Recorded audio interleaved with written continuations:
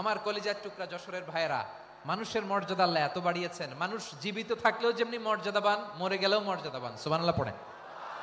মানুষ মরে গেলে এই ডেড বডিটা কি হয়? পচে যায়, গলে যায়, মাটির সাথে মিশে যায়। তাই বলে আপনি ডেড বডির সাথে যাচ্ছে তাই করতে পারবেন না। পারবেন? কেউ যদি অন্যায় করে তাকে যদি আপনি শাস্তির আওতায় আনেন, যা মনে চায় করতে পারবেন না। তারা আগুন দিয়ে পোড়াতে পারবেন না, নাক কাটতে পারবেন না, কান কাটতে পারবেন না, অঙ্গ বিকৃতি করতে পারবেন না। কারণ মানব জাতির মর্যাদা স্বয়ং দিয়েছে কে? ডেড বডি পচে যাবে, গলে যাবে। তারপর ইসলাম বলে না, খবরদার, এই মরা লাশটারও একটা মর্যাদা আছে না নাই? ইসলাম বলে এই লাশটা গলে যাবে, পচে যাবে, কিন্তু এটার অমর্যাদা করো না। কর্পূর দিয়ে, খেজুর পাতা দিয়ে, এটাকে ওয়ার্ম ওয়াটার দিয়ে, গরম পানি দিয়ে ধৌত করো। সাদা শুভ্র ধবধবে কাপড় দিয়ে লাশটাকে তুমি কাভার করো। তারপরে খাটিয়ার মধ্যে লাশটাকে রেখে বিশাল একটা প্রোগ্রাম করো, একটা ফিউনারাল প্রোগ্রাম করো। ওই প্রোগ্রামের ডানে বায়ে পেছনে লাশটারে রাখলে হবে না, প্রোগ্রামের একেবারে সামনটাতে তুমি লাশটাকে রাখো। সুবহানাল্লাহ। একটা ফিউনারাল প্রোগ্রাম করতে হবে, তাকে শেষ বিদায় জানাতে হবে, যেটাকে আমরা জানাজা বলি। কি বলি? জানাজা মানে মাইয়েতের জন্য দোয়া, তার জন্য দোয়া করা হয়, তাকে একটা সিস্টেমেটিক অর্ডারে কবরে রাখা হয়, সুন্দরভাবে সেটাকে কবরস্থ করা হয়, মাটি দেয়া হয়, পানি দেয়া হয়। তার মানে মরে গেল মানুষের সম্মান বাড়ায় দিয়েছে কে? এজন্য আল্লাহ বললেন ওয়ালাকাদ কাররামনা বানি আদম, বনি আদমের সম্মান মর্যাদা আমি আল্লাহ বাড়িয়ে দিয়েছি। মানুষের সম্মানে তুমি কখনো আঘাত করো না, ঠিক কি না? তাহলে ভাই, প্রথম মেসেজ হচ্ছে, the first and foremost message tonight to the people of Jessore. আল্লাহ বলেন, I have dignified the status of son of Adam. আমি বনি আদম সবার মর্যাদা বাড়িয়ে দিয়েছি, হোক আস্তিক নাস্তিক, হোক কাফের কিংবা মুশরিক, তার মর্যাদা বাড়াই দিছে কে? যখন বন্যা হয় আমরা ত্রাণ নিয়ে যাই, আমরা শুধু মুসলমানদেরকে ত্রাণ দেই নাকি? হ্যাঁ, আমরা মুসলমান কেউ দেই, অমুসলমান কেউ দেই, হিন্দু কেউ দেই, বৌদ্ধ কেউ দেই। যেখানেই মানবতা বিপন্ন সেখানে ইসলামের হেল্পিং হ্যান্ড আছে না নাই? সুবহানাল্লাহ। কি দিন আমরা পেয়েছি, কি বিধান আমরা পেয়েছি। ওয়ালাকাদ কাররামনা বানি আদম, আমি বনি আদমকে সম্মানিত করেছি। এরপর আল্লাহ বললেন ওয়া হামালনাহুম ফিল বাররি ওয়াল বাহর, মানুষকে স্থলে এবং সমুদ্রে চলাচলের বাহন আমি দিয়েছি। স্থলে কিভাবে চলবে, জলে কিভাবে চলবে, এই বাহনের ব্যবস্থা করেছে কে? এই জেনজি, এই সামড়া, ইরাম করতেছো কিসের জন্য? হ্যাঁ, ইরাম করলে চলবি? হ্যাঁ, বস বস বস বস। আওয়াজ করতেছো কেন? দিবা না, কথা বলতে দিবা না আমাকে? তো এইটা বুঝি তোমাদের ভালোবাসার নমুনা? তোমাদের ভালোবাসার কারণে যদি আমি কোথাও দাঁড়াতেই না পারি, কোথাও বসতে না পারি, কোথাও দুটা কথা বলতে না পারি, এই ভালোবাসা দিয়ে কি হবে আমার? বরং ঘামতে ঘামতে ঘর্মাক্ত হব, রক্তাক্ত হব। কিন্তু সেন্ট্রাল থেকে, সেন্ট্রালি যে ইনস্ট্রাকশন আসবে, সেই ইনস্ট্রাকশনের এক চুল আমরা ডানে বায়ে যাব না। এইটা গণজাগরণের জন্য এইটা দরকার, ইসলামী বিপ্লবের জন্য এইটা দরকার। তো আধা ঘন্টা ধরে যদি তোমাদেরকে থামানোই না যায়, এই লস্কর দিয়ে আমি কি করব? আল্লাহর ওয়াস্তে নো নো নো স্লোগান, চুপচাপ একেবারে আমার দিকে তাকাও। আল্লাহ বললেন ওয়া হামালনাহুম ফিল বাররি ওয়াল বাহর, জলে স্থলে আমি চলাচলের যানবাহনের ব্যবস্থা করেছি। আমরা স্থলে ঘোড়ার উপরে চড়ি, উটের উপরে চড়ি, গাড়ির উপরে চড়ি। এই যে গাড়ির ইঞ্জিন বানাইছি আমরা, এটার মেধা দিয়েছে কে? আবার সাগরের মধ্যে আমরা নৌযান, জলযান, বড় বড় জাহাজ দিয়ে এক মহাদেশ থেকে আরেক মহাদেশ যাই, এক দেশ থেকে মালামাল গুলো আরেক দেশে পাঠাই। সাগরের ভেতরে নৌকাগুলোরে ধরে রাখলো কে? ওয়াল ফুলকিল্লাতি তাজরি ফিল বাহরি বিমা ইয়ানফাউন নাস, মানুষের উপকার আছে এরকম সরঞ্জামাদি নিয়ে সাগরের উপরে বিশাল বিশাল জলযানগুলো চলে। এগুলো ডুবে যায় না, কাত হয়ে যায় না, পড়ে যায় না। এগুলোকে স্থিতিস্থাপকতাকে ঠিক করে রাখলো কে? আপনারা জাহাজ দেখেছেন? জাহাজ, হ্যাঁ, বাড়ি চট্টগ্রাম হইলে দেখতে পারতেন। দেখছেন? বিশাল বিশাল জাহাজ, বিশাল জাহাজ মালামাল নিয়ে এক মহাদেশ থেকে আরেক মহাদেশে যায়। গত মাসে আমার জাপান সফর ছিল। এই যে বাংলাদেশে যে গাড়িগুলো চালান, বেশিরভাগ গাড়ি আসে কিন্তু জাপান থেকে।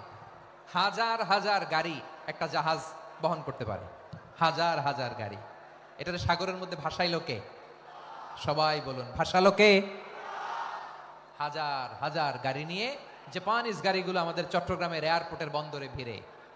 যুক্তরাষ্ট্রে আমি দেখেছি বিশাল বিশাল জাহাজ। আপনারা টাইটানিক জাহাজের নাম শুনেছেন? টাইটানিকেরও 8 গুণ 10 গুণ বড়। সুবহানাল্লাহ কইবেন না? টাইটানিক জাহাজের 8 গুণ 10 গুণ বড় একটা জাহাজ আছে, আইকন অফ দ্য সি, আমি দেখে এসেছি। রয়্যাল ক্যারিবিয়ান দেখে এসেছি। সাগরের সামনে জেটিতে যখন দাঁড়ালাম, জাহাজটা যখন যায়, আমার মনে হচ্ছে একটা শহর, গোটা শহর, the entire city is floating on the water. পুরো একটা শহর মনে হয় পানির উপর দিয়ে ভেসে যাচ্ছে। পড়েন সুবহানাল্লাহ। এই যে আইকন অফ দ্য সি, এই ক্রুজ, এই জাহাজটা, এটার ভিতরে স্টেডিয়াম আছে। কিসের ভিতরে স্টেডিয়াম? কথা বুঝে নাই বোধহয়। স্টেডিয়াম কিসের ভিতর? সুইমিং পুল আছে, শপিং মল আছে, রেস্টুরেন্ট আছে, ক্লাব আছে, 3000 4000 রুম বিশিষ্ট, কক্ষ বিশিষ্ট হোটেল আছে। এই সবগুলোর নিয়ে এগুলো চলে সাগরের এই দোলার মধ্যে, জলোচ্ছ্বাসের মধ্যে, এই সাগরের ভেতরে এই জাহাজগুলোর ভাষায় রাখছে কে?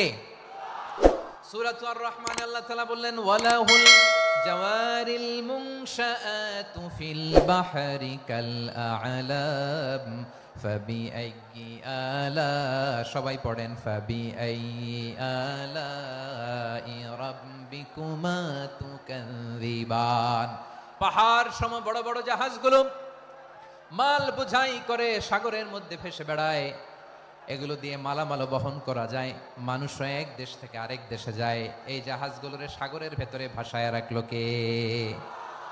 এই আয়াতের ভেতরে আল্লাহ তাআলা সূরাতু বনী ইসরাঈলের এই চমৎকার আয়াতের ভেতরে আল্লাহ তাআলা বেসিক্যালি মানব জাতির প্রতি তার 4টি স্পেশাল অনুগ্রহের কথা বলেছেন। কয়টি? 2টা বলে ফেলছি। 1 নাম্বার, ওয়ালাকাদ কাররামনা বনী আদম, আমি বনী আদমের সম্মান বাড়াইছি। নাকি মুসলমানদের? নাকি মুসল্লিদের? কার সম্মান বাড়িয়েছি? বনী আদমের।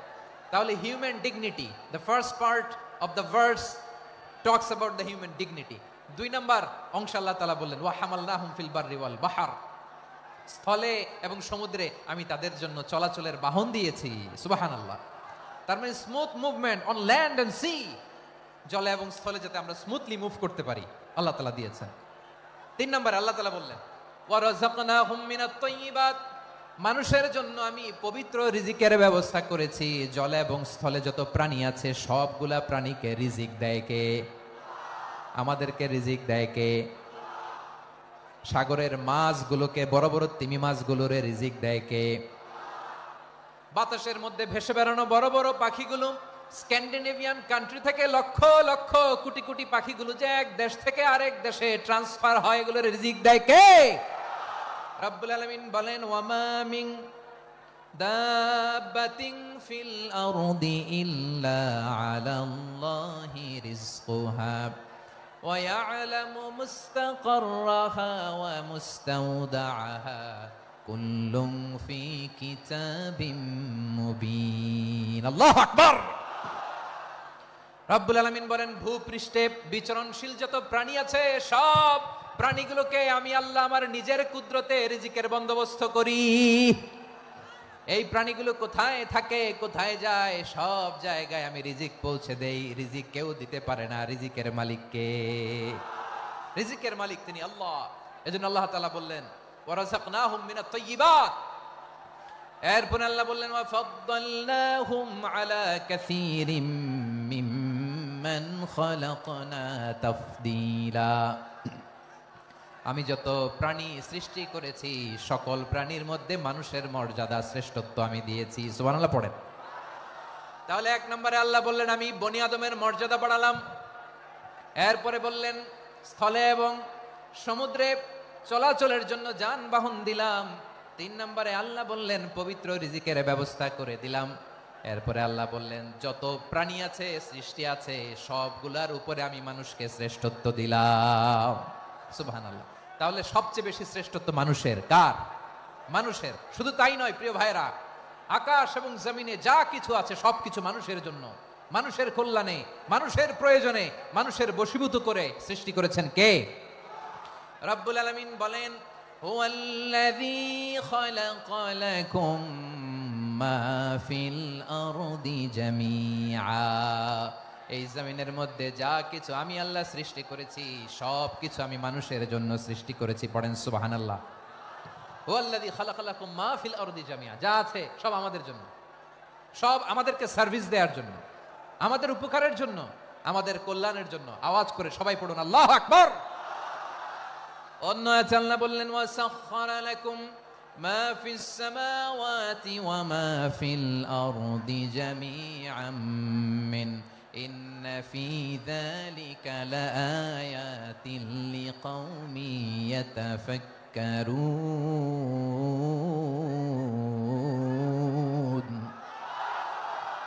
প্রথম আয়াতে আল্লাহ বললেন জমিনে যা আছে সব তোমাদের কল্যাণে আমি সৃষ্টি করলাম।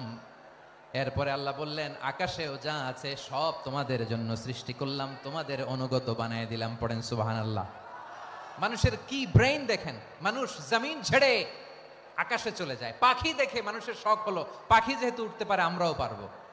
অরবিল রাইট, উইলবার রাইট, দুই ভাই মিলে আঁকাঝোঁকা করতে করতে করতে করতে প্লেন বানায় ফেললো। কোন সুবহানাল্লাহ। এখন পাখিও ওরে আমরাও ওরি। এরপরেই মানুষের কৌতূহল থামে না এখানে, মানুষ চলে গিয়েছে চাঁদে। কোথায় গেছে? এখন কিন্তু চাঁদে জমি বিক্রি হয় জানেন। পৃথিবী নিয়ে মারামারি শেষ, রাশিয়া আমেরিকা এখন ধরছে চাঁদ আর মঙ্গল গ্রহ। এখন চাঁদে জমি বিক্রি হয়, মঙ্গলে জমি বিক্রি হয়। এই চাঁদ, মঙ্গল, বৃহস্পতি, শনি সব আল্লাহ তাআলা আমাদের জন্য বানিয়েছেন। সুবহানাল্লাহ পড়েন। মানুষ সাগরের উপরে চড়ে, শূন্যে ভেসে বেড়ায়, পাহাড় কেটে সুড়ঙ্গ বানায়, টানেল বানায়। মানুষ ব্রডব্যান্ডের লাইন নিয়ে যায় সাগরের ভেতর দিয়ে, এক দেশ থেকে আরেক দেশে, এক মহাদেশ থেকে আরেক মহাদেশে। সুবহানাল্লাহ পড়েন। তার মানে গোটা বিশ্বের সবকিছুর উপরে control, superiority over all creatures, সবকিছুর উপর কন্ট্রোল, মনিটরিং, নিয়ন্ত্রণ, এটা প্রতিষ্ঠা করে দিয়েছে কে? এজন্যই মানুষের শ্রেষ্ঠত্ব। ওয়ালাকাদ কাররামনা বানি আদম, আমি বনি আদমের সম্মান বাড়িয়েছি, মর্যাদা আমি বাড়িয়ে দিয়েছি এই কারণে, কারণ মানুষ সবকিছুর উপর নিয়ন্ত্রণ নিতে পারে। মানুষকে নিয়ে এই কোরআনের সব আলোচনা, মানুষকে নিয়ে এই কোরআনের সব। তাই কোরআনের কেন্দ্রীয় আলোচ্য বিষয় হচ্ছে মানুষ। কোরআনের কেন্দ্রীয় আলোচ্য বিষয় কি? যশোরের ভাইয়েরা বুঝে থাকলে সবাই বলবেন কোরআনের কেন্দ্রীয় আলোচ্য বিষয় কি? এই যে আমি মূল আলোচনায় যাচ্ছি এখন।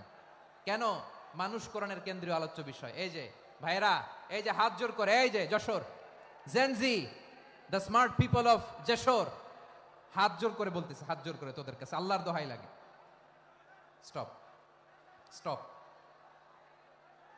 শুরুতে একবার বলেছে জায়গা না হলে আস্তে আস্তে ধাক্কা দিবা, সামনে না পিছনে, দিয়ে দিয়ে বেরোয় চলে যাও। এলইডিতে দেখো, এই যে আল্লাহর ওয়াস্তে জায়গা না হলে ওদিকে যাও। কোরআনের মাহফিলে বিশৃঙ্খলা, এটা কাফিরদের আলামত। কাফিররা শীষ দিত, শীষ। বিশ্বনবী কোরআনের তাফসির করলে কাফিররা শীষ দিত আর ক্ল্যাপিং করত, হুইসেল এন্ড ক্ল্যাপিং। তো আমরা কি এখানে বিশৃঙ্খলা করতে আসছি? তো বারবার থামানো লাগে কেন? কোনো আওয়াজ হবে না, বললাম তো স্টপ। আওয়াজ করে বলুন কোরআনের কেন্দ্রীয় আলোচ্য বিষয় কি? সবাই বলেননি। এতগুলো মানুষ উত্তর দিলে এতটুকু আওয়াজ হয়, অন্তত আমি বিশ্বাস করি না। যশোর আওয়াজ করে বলো কোরআনের কেন্দ্রীয় আলোচ্য বিষয় কি? মানুষ। এই মানুষ কোরআনের কেন্দ্রীয় আলোচ্য বিষয়। মানুষকে আল্লাহ স্বাধীনতা দিয়েছেন। ফামান শাআ ফালইউমিন ওয়া মান শাআ ফালইয়াকফুর।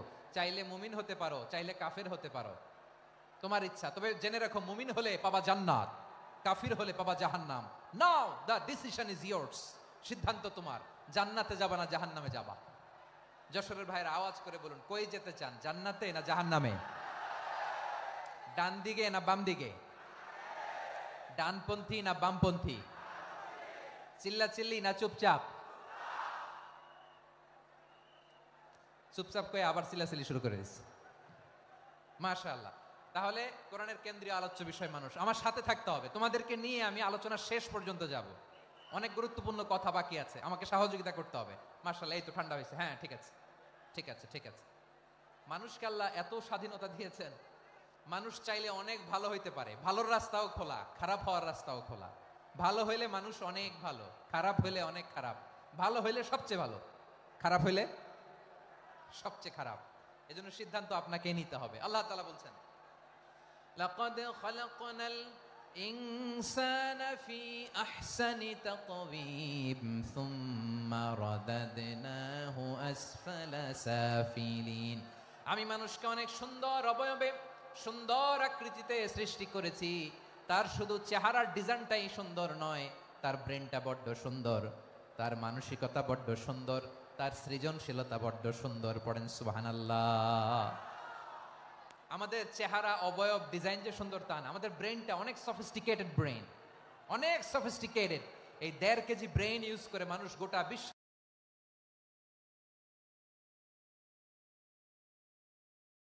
সভ্যতা বিনির্মাণ করেছে, ঠিক কিনা? এই ব্রেন আল্লাহ তাআলা আমাকে দিয়েছে। এটারে কাজে লাগালে, আপনার সিক্স সেন্স কাজে লাগালে আপনি অনন্য মানুষ হয়ে উঠবেন, মহামানবে রূপান্তরিত হবেন। মানুষ হতে পারে, চাইলেই মহামানব হতে পারে। আবার যদি মানুষ চায় খারাপও হতে পারে।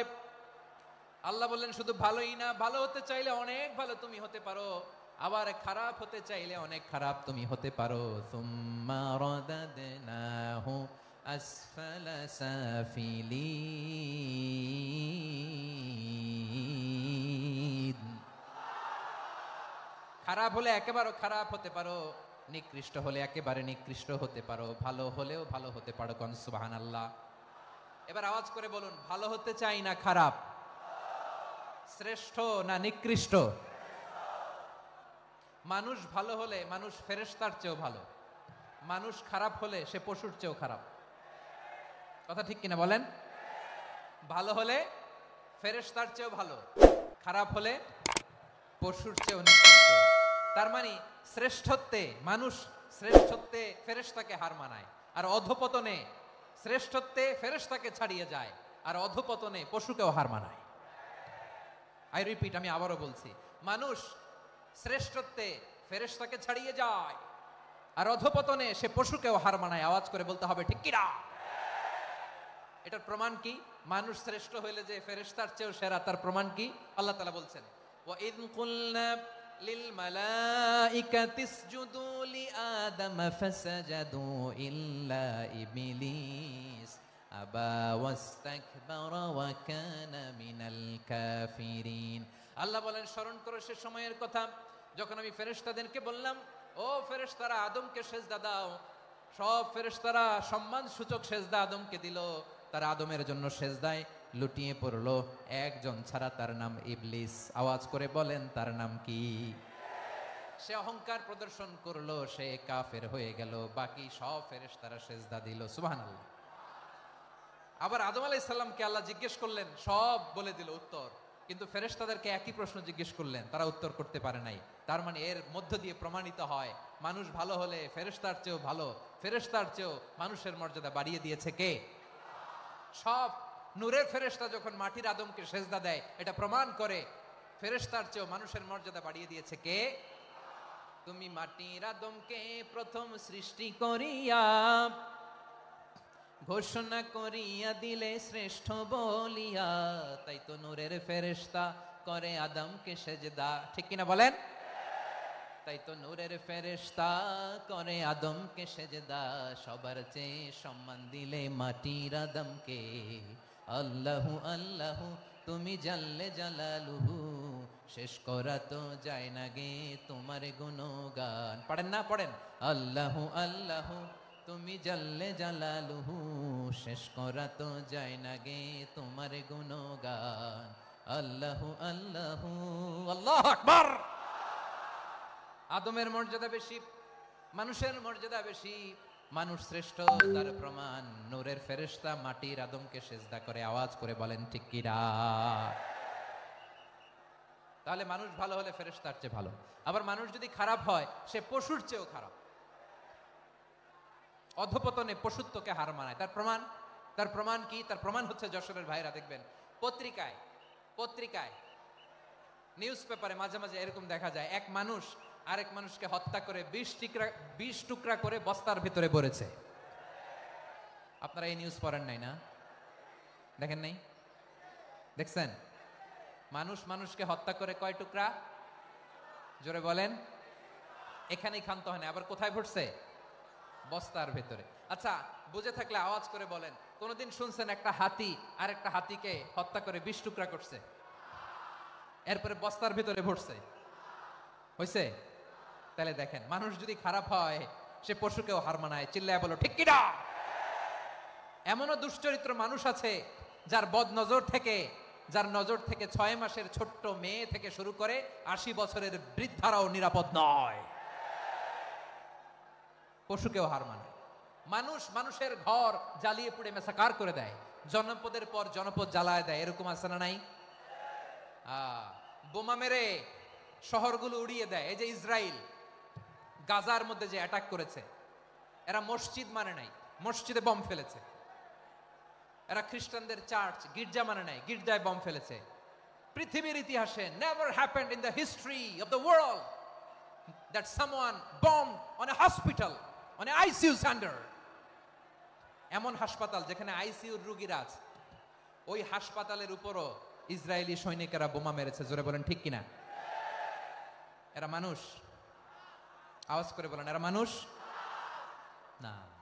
প্রিয় ভাইয়েরা, চোখ কান নাক মুখ থাকলেই মানুষ না। যা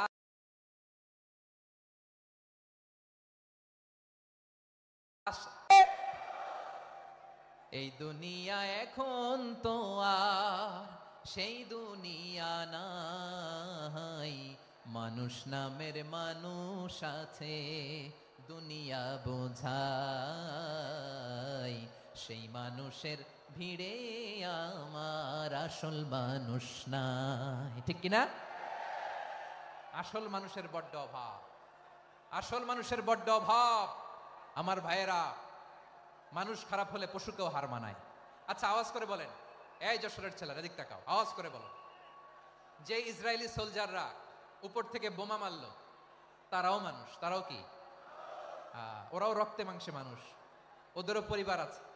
বোমা মেরে যেই মেয়েটাকে তারা অনাথ বানায়, ইয়াতিম বানায়, ও কিন্তু বাসায় ওর মেয়েটাকে রেখে আসছে। ঠিক কিনা বলেন? বম্বিং করে যে বাবাকে মেরে, স্বামীকে মেরে স্ত্রীকে বিধবা বানায়, তারও ঘরে স্ত্রী আছে। উপর থেকে বোম মেরে মানুষ মেরে দিচ্ছে, তারাও মানুষ। 1945 সালের 6 আগস্ট আমেরিকান সোলজাররা হিরোশিমায় বোম মেরেছে। আমি নিজে দেখে এসেছি জাপানের হিরোশিমাতে। সকাল 8:15 মানুষ কেউ অফিসে যাচ্ছিল, কেউ খেতে খামারে কাজ করতে যাচ্ছিল, লিটল বয় নামে একটা বোম মেরেছে তারা। এই বোমের আঘাতে, পারমাণবিক এই বোমার রেডিয়েশনে আঘাতে, বোম ব্লাস্ট হওয়ার পরে মুহূর্তের মধ্যে 1,40,000 নাই। উপর থেকে যারা মারতেছে এরাও মানুষ, যাদেরকে মারলো তারাও। তার মানে মানুষে মানুষে পার্থক্য আছে না? নেই? মানুষে মানুষে পার্থক্য আছে। নাক কান চোখ মুখ থাকলেই মানুষ নয়। বাড়ছে জনসংখ্যা, কমছে মানুষ। চিল্লায় বলো ঠিক কিনা? তাহলে আমরা বুঝলাম, মানুষ ভালো হলে অনেক ভালো, খারাপ হলে অনেক খারাপ। ও আমার কলিজার টুকরা যশোরের ভাইয়েরা, আসুন না 3 দিন ব্যাপী এই তাফসিরুল কোরআনের ঐতিহাসিক প্রোগ্রাম থেকে আমরা সিদ্ধান্ত নেই, আমরা ভালো মানুষ হব নাকি খারাপ মানুষ হব? কলিজা থেকে, প্রাণ থেকে আওয়াজ করে সবাই বলুন, ভালো মানুষ নাকি খারাপ মানুষ? ভালো মানুষ হইতাম। ভালো মানুষ যারা জগৎটাকে এনলাইটেন করবে, যারা এনলাইটেন করবে, যারা সত্যের বীর সেনানী হয়ে দাঁড়াবে, যারা সত্যের পক্ষে কথা বলবে, যারা জালিমের মসনদকে ভেঙে খান খান করে দেবে। এরকম হওয়ার দরকার আছে না নাই? এরকম ভালো মানুষ আমরা হতে চাই কি চাই না? মানুষকে যত্ন নিলে মানুষ যে কত ভালো হয় আপনি কল্পনাও করতে পারবেন না। এই যে আপনাদের যশোরে যে ভালো ছেলেগুলো আছে, যে ভালো তরুণগুলো আছে, যে যুবকগুলো আছে, যে ভালো আলেমরা আছে, ভালো নেতারা আছে, সবাই যদি তাদের মতো হতো, পুরো যশোরটা একটা জান্নাতের টুকরা হয়ে যেত। আওয়াজ করে বলেন ঠিক কিনা? মানুষকে নার্চারিং করলে, মানুষকে পলিশ করলে, মানুষকে গ্রুমিং করলে, মানুষকে সঠিক তারবিয়া দিলে মানুষ অনন্য হয়ে ওঠে। প্রতিটি মানুষ অনন্য। আমি অনন্য, আপনি অনন্য, আমরা সবাই অনন্য। সুবহানাল্লাহ বলেন। মানুষকে আল্লাহ তাআলা দিয়েছেন অসীম ক্ষমতা, অসীম ক্ষমতা। সুবহানাল্লাহ। একটা মানুষ পারে না এমন কিছু নাই, একটা মানুষ পারে না এমন কিছু নাই। বিশ্বাস করতে হবে, মানুষ যা কল্পনা করতে পারে ওইটা মানুষ করে দেখাতে পারে। যশোরের ভাইয়ের, আই রিপিট, আমি আবারও বলছি, এই চিলাচিলি করলে আমার এই গুরুত্বপূর্ণ কথা তোমরা মিস করবা, মিস করবা। কপাল পোড়া হয়েও না, আওয়াজ করে কপাল পোড়া হবে না। আমার দিকে তাকাও। মানুষ মানুষ যা কল্পনা করতে পারে সেটা মানুষ করে দেখাতে পারে। তুমি তোমার কল্পনার রাজ্যকে সাজাও, তোমাকে হারাতে পারে এমন কোন শক্তি আল্লাহর জমিনে নাই। তোমার কি শক্তি, কি সম্ভাবনা তুমি জানোই না মিয়া। তুমি এদিকে তাকাও কেন? তোমার রাস্তা তো ওই দূরে। তুমি কোথায় যাবে, আল্লাহ তোমার টেনে কোথায় নিয়ে যাবে তুমি কিছুই জানো না। প্ল্যান বিগ, ড্রিম বিগ, কল্পনার শক্তিকে বড় করো। মানুষ যা কল্পনা করতে পারে মানুষ তা করে দেখাতে পারে।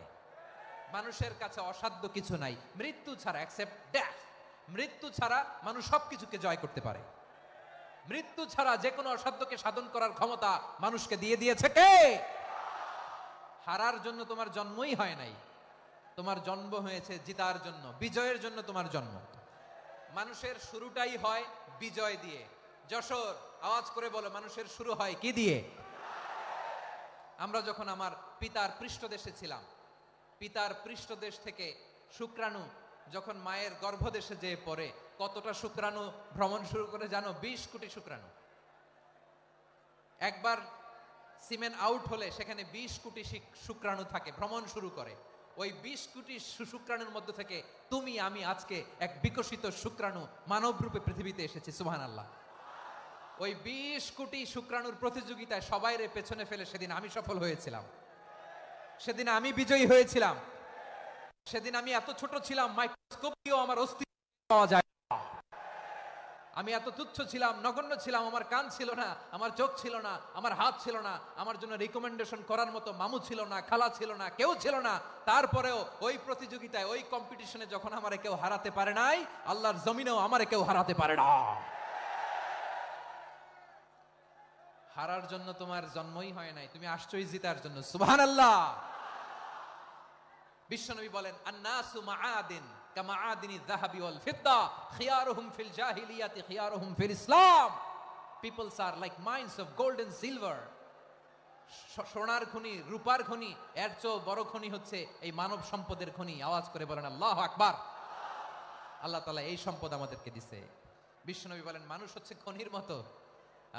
খিয়ারুহুম ফিল জাহিলিয়াতি খিয়ারুহুম ফিল ইসলাম। জাহিলি যুগে যারা সেরা, ইসলামেও তারা সেরা। ইদা ফাকুহু, যদি তারা বুঝবান হয় তাহলে তাদেরকে সেরা বানায় দিবে কে? তাহলে মানুষের চেয়ে সেরা কেউ হতে পারে? মানুষের চেয়ে অনন্য কেউ হতে পারে? মানুষকে কেউ হারাতে পারে? আওয়াজ করে বলো, তোমাকে কেউ হারাতে পারবে? এই সাহস জাগছে আজকের আলোচনা থেকে। আমি তুমি অনন্য, আমাকে তোমাকে হারায় দেওয়া এত সহজ না, ঠিক কিনা?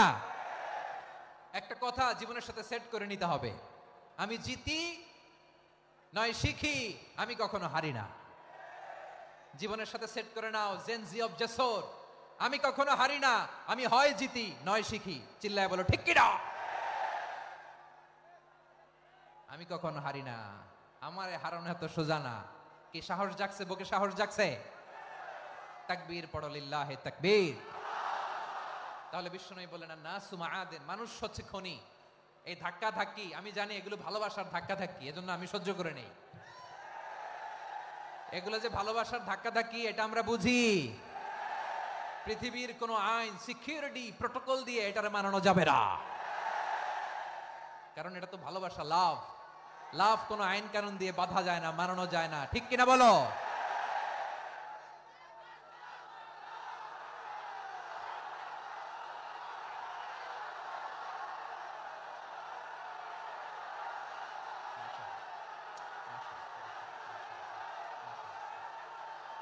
ঠিক আছে, বসুন বসুন বসুন।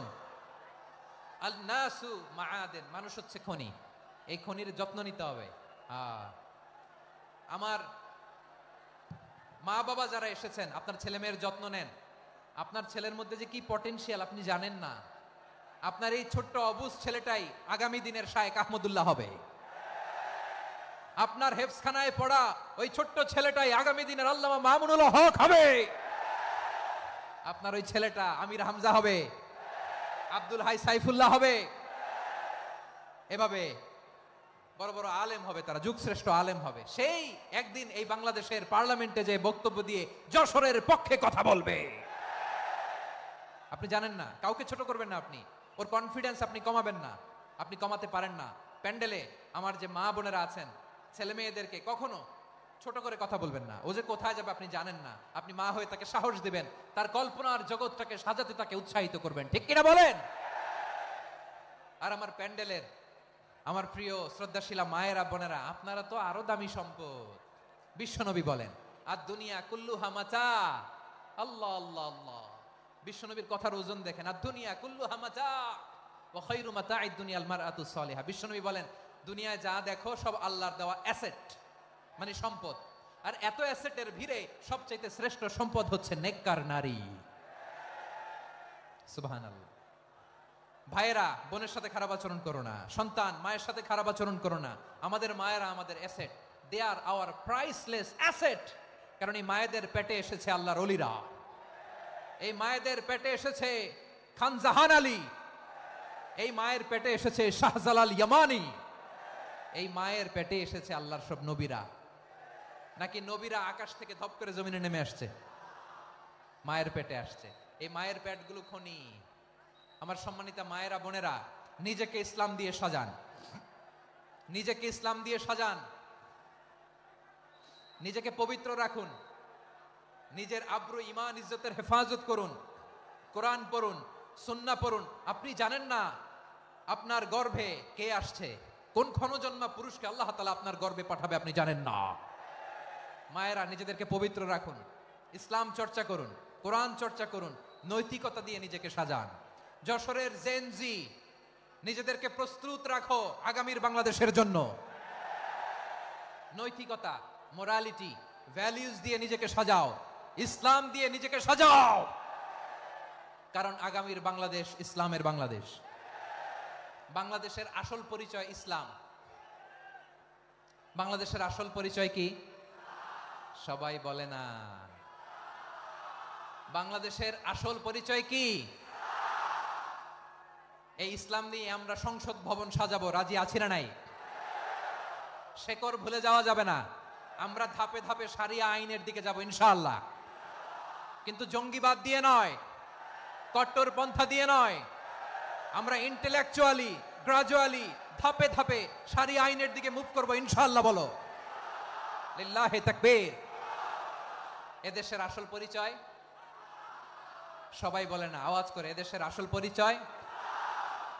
এদেশে আজান শুনে সূর্য ওঠে শহর গ্রামে, এদেশে আজান শুনে সূর্য ডুবে সন্ধ্যা নামে, এদেশে সকল কাজে সবাই বলে বিসমিল্লাহ, এদেশে ভালো কিছু দেখে শুনে হাসি মুখে সবাই বলে মাশা আল্লাহ। সুবহানাল্লাহ সুবহানাল্লাহ সুবহানাল্লাহ সুবহানাল্লাহ সুবহানাল্লাহ সুবহানাল্লাহ সুবহানাল্লাহ সুবহানাল্লাহ। ও নবীন তরুণ, তোমার কিসের এত ভয়? জেনে রেখো বাংলাদেশের আসল পরিচয়। বাংলাদেশের আসল পরিচয় ইসলাম। আওয়াজ তুলে বলো, আসল পরিচয় কি? এদেশে পরস্পরে দেখা হলে দেয় সালাম, এদেশে আমজনতার হৃদয় জুড়ে পাক্কালাম, ঠিক কি না? এদেশে বিপদ এলে সর্বজনে সর্বক্ষণে দোয়া পড়ে ইন্না লিল্লাহ সুবহানাল্লাহ সুবহানাল্লাহ সুবহানাল্লাহ সুবহানাল্লাহ। এদেশে আজান শুনে সূর্য ওঠে শহর গ্রামে, এদেশে আজান শুনে সূর্য ডুবে সন্ধ্যা নামে, এদেশে সকল কাজে সবাই বলে বিসমিল্লাহ, এদেশে ভালো কিছু দেখে শুনে হাসি মুখে সবাই বলে মাশা আল্লাহ সুবহানাল্লাহ। আওয়াজ করে সুবহানাল্লাহ সুবহানাল্লাহ সুবহানাল্লাহ সুবহানাল্লাহ। সবাই একসাথে সুবহানাল্লাহ সুবহানাল্লাহ সুবহানাল্লাহ সুবহানাল্লাহ। এদেশের আসল পরিচয় কি? আওয়াজ করে বলতে ভয় লাগে। এদেশের আসল পরিচয় কি? ইসলাম দিয়ে আমাদের সংসদ ভবন চলুক, আমরা চাই কি চাই না? বঙ্গভবনে লা ইলাহা ইল্লাল্লাহর পতাকা উড়ুক, আমরা চাই কি চাই না? প্রতিটি জেলা অফিসে, ডিসি অফিসে লা ইলাহার পতাকা ঝুলুক, আমরা চাই কি চাই না? কারা কারা চাই হাত তুলে আল্লাহরে দেখায়।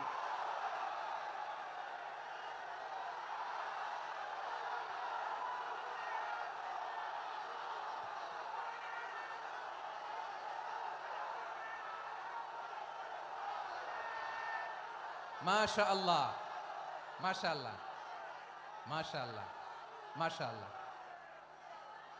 যশোর, আওয়াজ করে বলো, ভালো মানুষ না খারাপ মানুষ? বুঝে বলছে তো? মানুষ ভালো হলে যে কত ভালো। এই মানুষকে যত্ন নিলে, মানুষকে মানুষ বানালে যে সে কি হতে পারে শুনবা? হ্যাঁ, নাকি মোনাজাত দিয়ে দিব? শুনবা?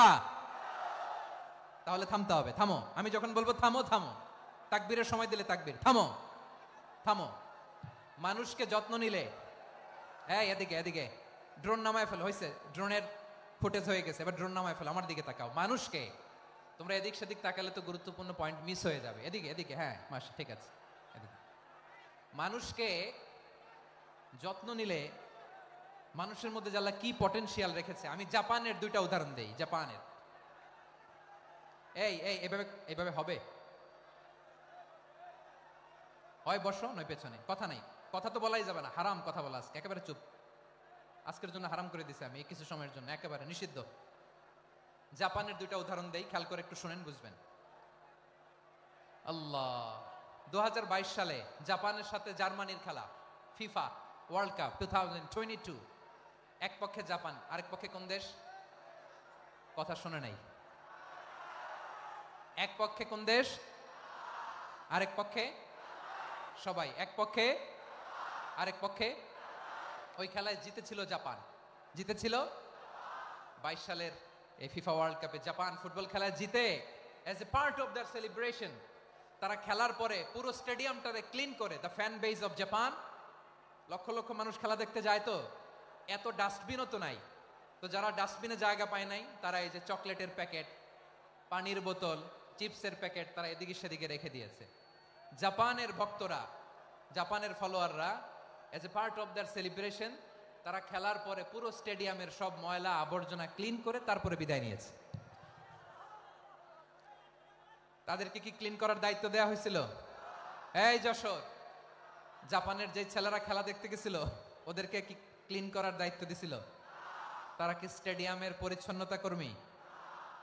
তাদের আকল, তাদের সিক্স সেন্স তাদেরকে বলেছে। ছোটবেলা থেকে জাপান গভর্নমেন্ট ওদেরকে এত পরিচ্ছন্নতা শেখায়, ক্লিনলিনেস অ্যাওয়ারনেস ক্যাম্পেইন করায়।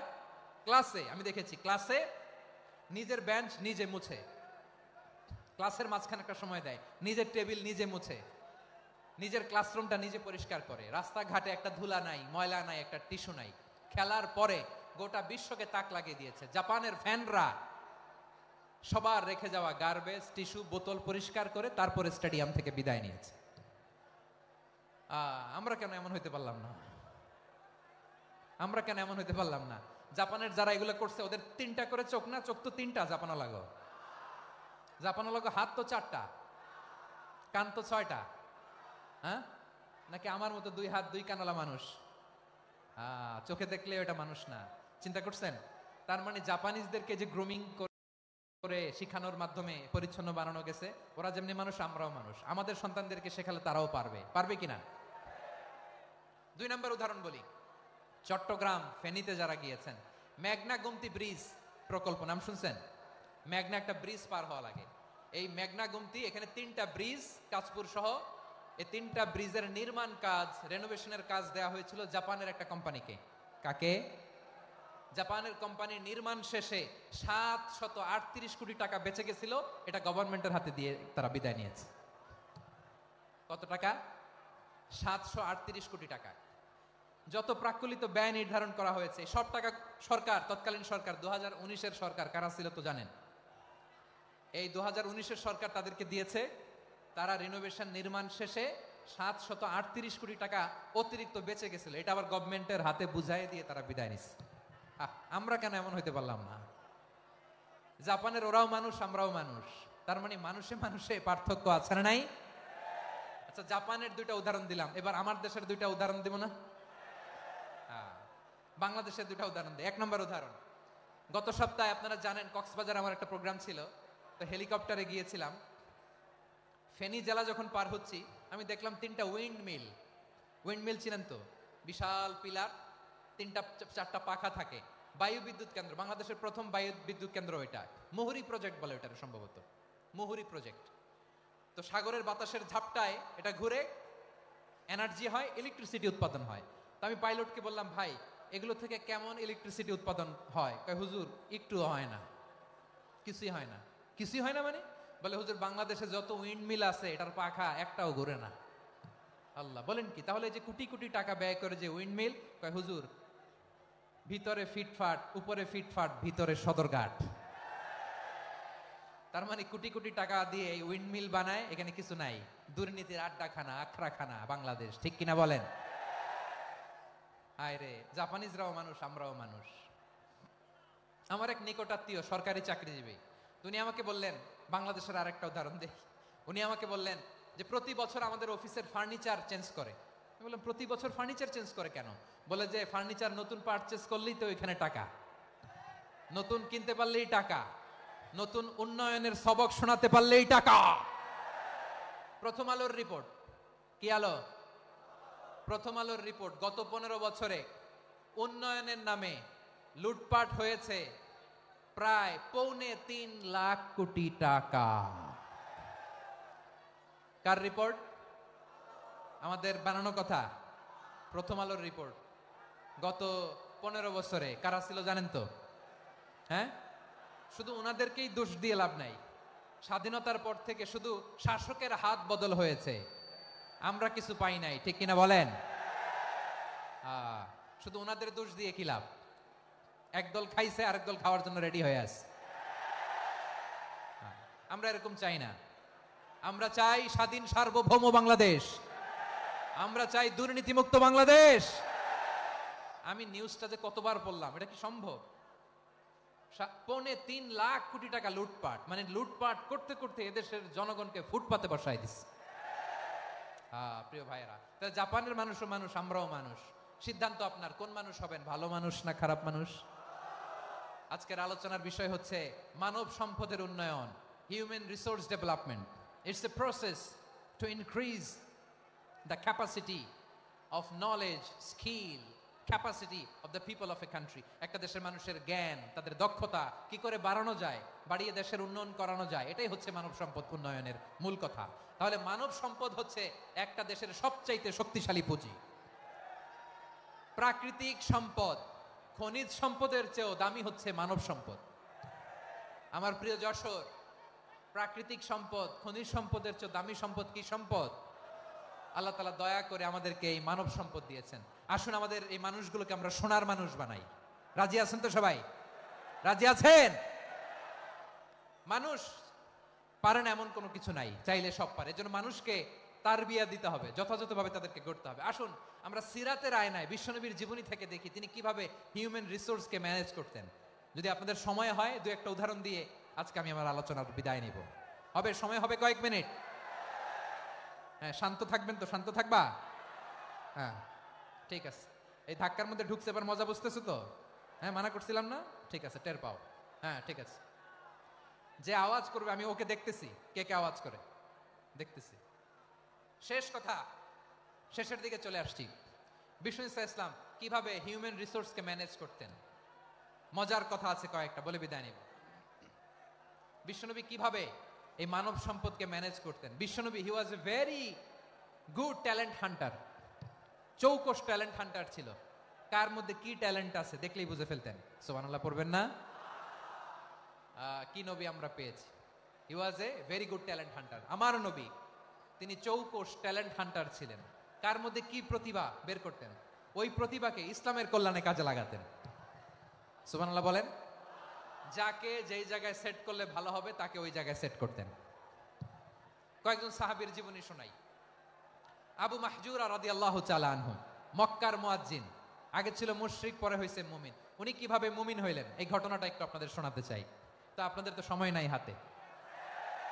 হ্যাঁ, সময় আছে? এই জেনজি শেষ করে দিল আজকের প্রোগ্রামটা। 1 ঘন্টা ধাক্কা ধাক্কি করে কেমনে দাঁড়ায় আছে আমি বুঝলাম না।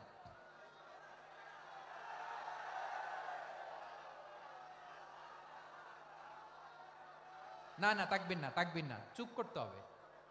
What I need, you stop, just shut up, চুপ। হ্যাঁ, ঠিক আছে, এভাবে। আবু মাহজুরা রাদিয়াল্লাহু তাআলা আনহু কিভাবে মুসলিম হলেন আওয়াজ করে শুনেন। হুনাইনের যুদ্ধ 8ম হিজরি, বিষ্ণু ঈসা ইসলাম হুনাইনের যুদ্ধ শেষে ফিরতেছেন, পথিমধ্যে বেলাল রাদিয়াল্লাহু তাআলা আনহু, এই যে আবার কথা, আই রে আল্লাহ রে, এখানে ধাক্কা ধাক্কি কেন? চলে যাও, পেছনে যাও, যাও পেছনে যাও। কি আজীব তামাশা, যেখানে যায় এখানে ধাক্কা ধাক্কি, মারামারি, গায়ের উপরে কাঁধের উপরে শাউটিং। অনেক গুরুত্বপূর্ণ কথা পয়েন্ট করে নিয়ে আসে যে বলবো, এই শাউট করার কারণে প্রোগ্রামটাই নষ্ট করে দেয়। আসছে আমার ভালোবাসা দেখাইতে, প্রোগ্রামটাই শেষ করে দিয়ে চলে যায়। স্টপ, আবার কথা বল, স্টপ। হুনাইনের যুদ্ধে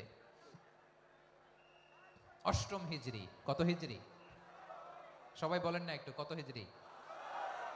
8ম হিজরিতে হুনাইনের যুদ্ধে রাসূল সাল্লাল্লাহু আলাইহি ওয়াসাল্লাম ফিরে আসতেছেন মদিনায়। পথিমধ্যে বেলাল রাদিয়াল্লাহু তাআলা আনহু আজান দিচ্ছেন। কি দিচ্ছেন? তো পাশে ছিল মুশরিকদের একটা পল্লী, কিছু মুশরিক তরুণ, কিছু অমুসলিম কিশোর, তারা আজানকে ব্যঙ্গ করতেছে, আমাদের বাংলায় মুখ ভেঙ্গানো বলে আর কি।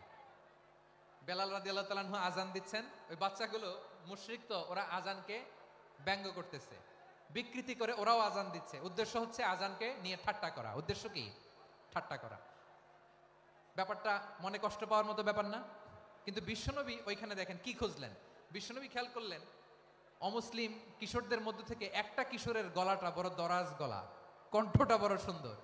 খেয়াল করে দেখলেন যে কিছু কিশোর বেলালের আজানকে ব্যঙ্গ করে, বিকৃতি করে, কিন্তু একজনের কণ্ঠ দেখতে পাচ্ছেন না এত দূরে, কিন্তু কণ্ঠটা বড় সুন্দর, দরাজ গলা। বিশ্বনবী সাহাবীদেরকে বললেন, ধরো এগুলারে, ধরো। সবগুলারে ধরে বিশ্বনবীর সামনে আনা হলো, ওরা হাঁটু গেড়ে বসলো। বিশ্বনবী বললেন, তোমাদের মধ্যে কে যেন ব্যঙ্গ করে আজান দিচ্ছিল, তার গলাটা বড় উঁচু, গলার বেসটা বড় মজবুত, মেলোডিয়াস, সুমধুর কণ্ঠ, কে? আবু মাহজুরা বলে, আমার বন্ধুরা সবাই আমার দিকে আঙ্গুল দেখায়, আমি পড়ে গেছি বিপদে। রাসূল সাল্লাল্লাহু আলাইহি ওয়াসাল্লাম বাকি অমুসলিম তরুণদেরকে ছেড়ে দিলেন, বললেন তোমরা যাও। এবার আবু মাহজুরারে পাইছে, আবু মাহজুরার চুলের মধ্যে হাত দিলেন বিশ্বনবী, মাথায় হাত দিয়ে বললেন, এবার আজান দাও দেখি। আবু মাহজুরা বলে, আমি তো আজান দিতে জানি না, কারণ আমি তো বেলালেরটা শুইনা দিছি, আমার তো মুখস্থ নাই, আমি তো আজান দিতে জানি না। বিশ্বনবী বললেন, জানো না? তাহলে আসো আমি তোমারে শিখাই দেই। সুবহানাল্লাহ পড়ে। আবু মাহজুরা হাঁটু গেড়ে বসে, বিশ্বনবীর মোবারক হাত আবু মাহজুরার চুলের মধ্যে। বিশ্বনবী আজানের মুআল্লিম, আবু মাহজুরাকে বলেছে, ঠিক আছে তোমারে শিখাই দিচ্ছি, আমি যা যা বলবো আমার সাথে সাথে বলো, পারবা? আবু মাহজুরা বলে, পারবো। বিশ্বনবী আজান দিচ্ছেন, মাথায় হাত দিয়ে, আল্লাহু আকবার,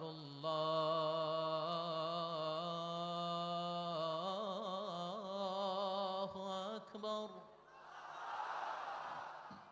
আবু মাহজুরা এই বাক্যটা পড়লেন, বিশ্বনবী দ্বিতীয় বাক্য পড়তে আরম্ভ করলেন, আল্লাহু আকবার, আল্লাহু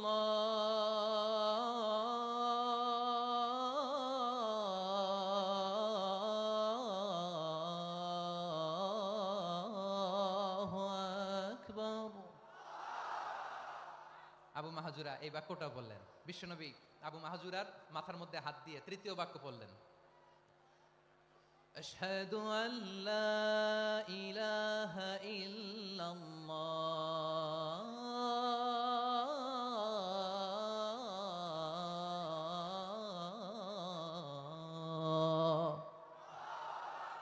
আবু মাহজুরা তৃতীয় বাক্য পড়লেন। বিশ্বনবী একটা বাক্য পরে আবু মাহজুরা পরে, বিশ্বনবী পরে আবু মাহজুরা পরে। আবু মাহজুরা কিন্তু অমুসলিম, মুশরিক।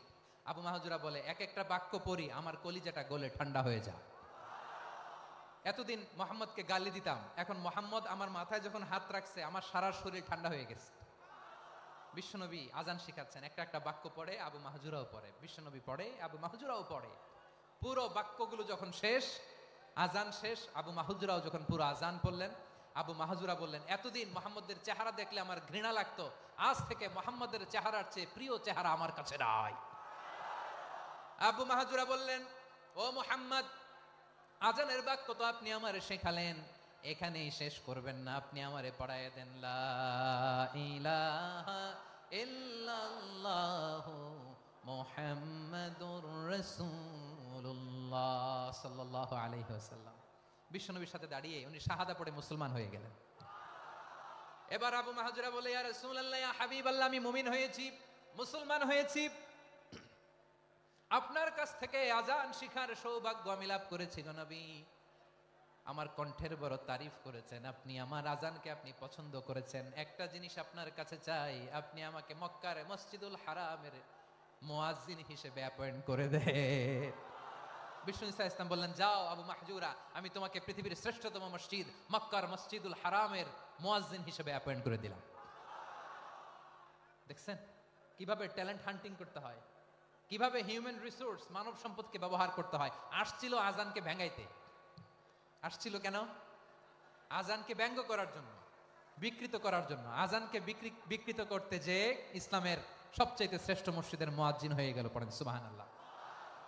হযরত আবু মাহজুরা রাদিয়াল্লাহু তাআলা আনহু ওনার এই সুললিত কণ্ঠ ব্যবহার করে মসজিদুল হারামে এত সুন্দর করে আল্লাহু আকবার বলে আজান দিতেন, মানুষগুলোর, মুসল্লিগুলোর, মক্কাবাসীর হৃদয়কে তিনি বিগলিত করে দিতেন। মানুষের হৃদয়কে ঠান্ডা হয়ে যেত। শুধু এখানেই শেষ না আমার যশোরের ভাইয়েরা। বিশ্বনবী যখন সাইয়েদনা আবু মাহজুরা রাদিয়াল্লাহু তাআলা আনহুকে আজান শিখাচ্ছিলেন, বলেন তো বিশ্বনবীর হাতটা কোথায় ছিল? আবু মাহজুরার মাথার সামনে, এই চুলের উপরে ছিল।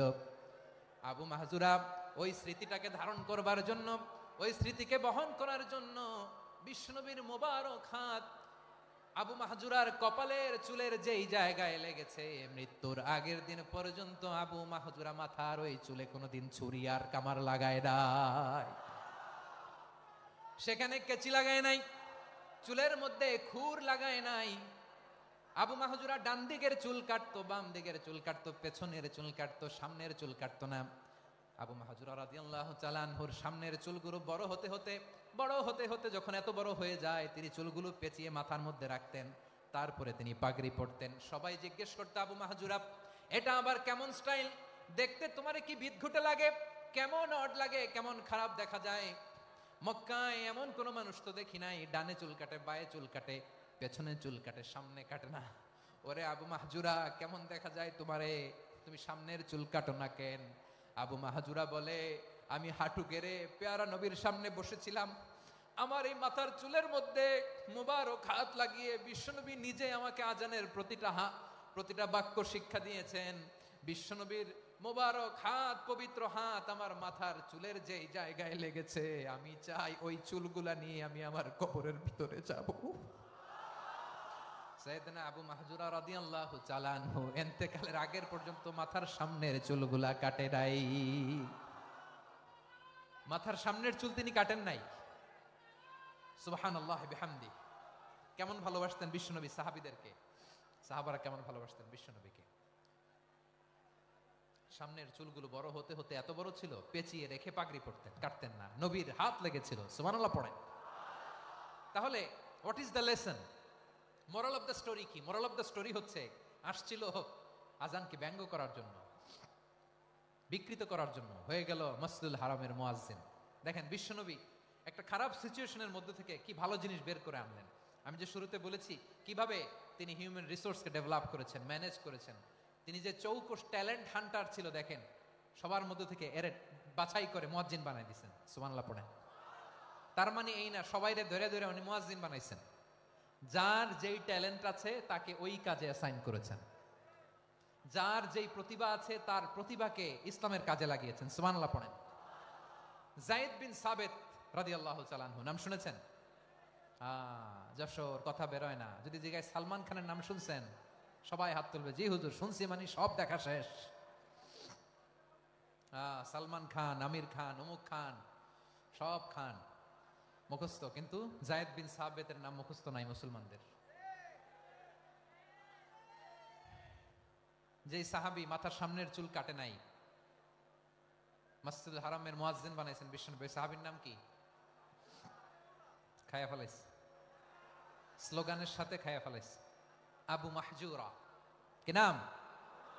আবু মাহজুরা আল জুমাহি রাদিয়াল্লাহু। যায়েদ বিন সাবিতরে আবার আজান শিখান নাই, কারণ তার মধ্যে বিশ্বনবী প্রতিভা দেখেছেন, একাডেমিক প্রতিভা। বিশ্বনবীর একাডেমিক প্রজেক্টগুলো তিনি হ্যান্ডেল করতেন। যায়েদ বিন সাবিত ছিল বিশ্বনবীর ব্যক্তিগত সচিব। কি ছিল? ব্যক্তিগত সচিব। বোঝেন নাই? বিশ্বনবীর ব্যক্তিগত সচিব এবং দোভাষী। ইহুদিরা কিছু লিখে দিলে এটার অর্থ বিশ্বনবীরে বুঝায় দিতেন। আবার ইহুদিদের কাছে কিছু লিখতে হলে তিনি লিখে দিতেন। বিশ্বনবী একদিন বললেন, ইন্নী ওয়াল্লাহি মা আমানু ইয়াহুদা আলা কিতাব। ইহুদিরা যে চিঠি পাঠায় অর্থ তো বুঝি না, আরেক ইহুদি আইনে অর্থ করা লাগে। আবার ইহুদিদের কাছে কিছু লিখে পাঠাইতে চাইলে আমরা তো লিখতে পারি না, ইহুদিরে দিয়ে লেখা লাগে। ওরা যে পয়রা শোনায় লিখে দেয়, আমি ওদের বিশ্বাস করি না। আমার নিজের একজন লোক দরকার। বিশ্বনবী এই যায়েদ বিন সাবেতকে চুজ করলেন ল্যাঙ্গুয়েজের জন্য।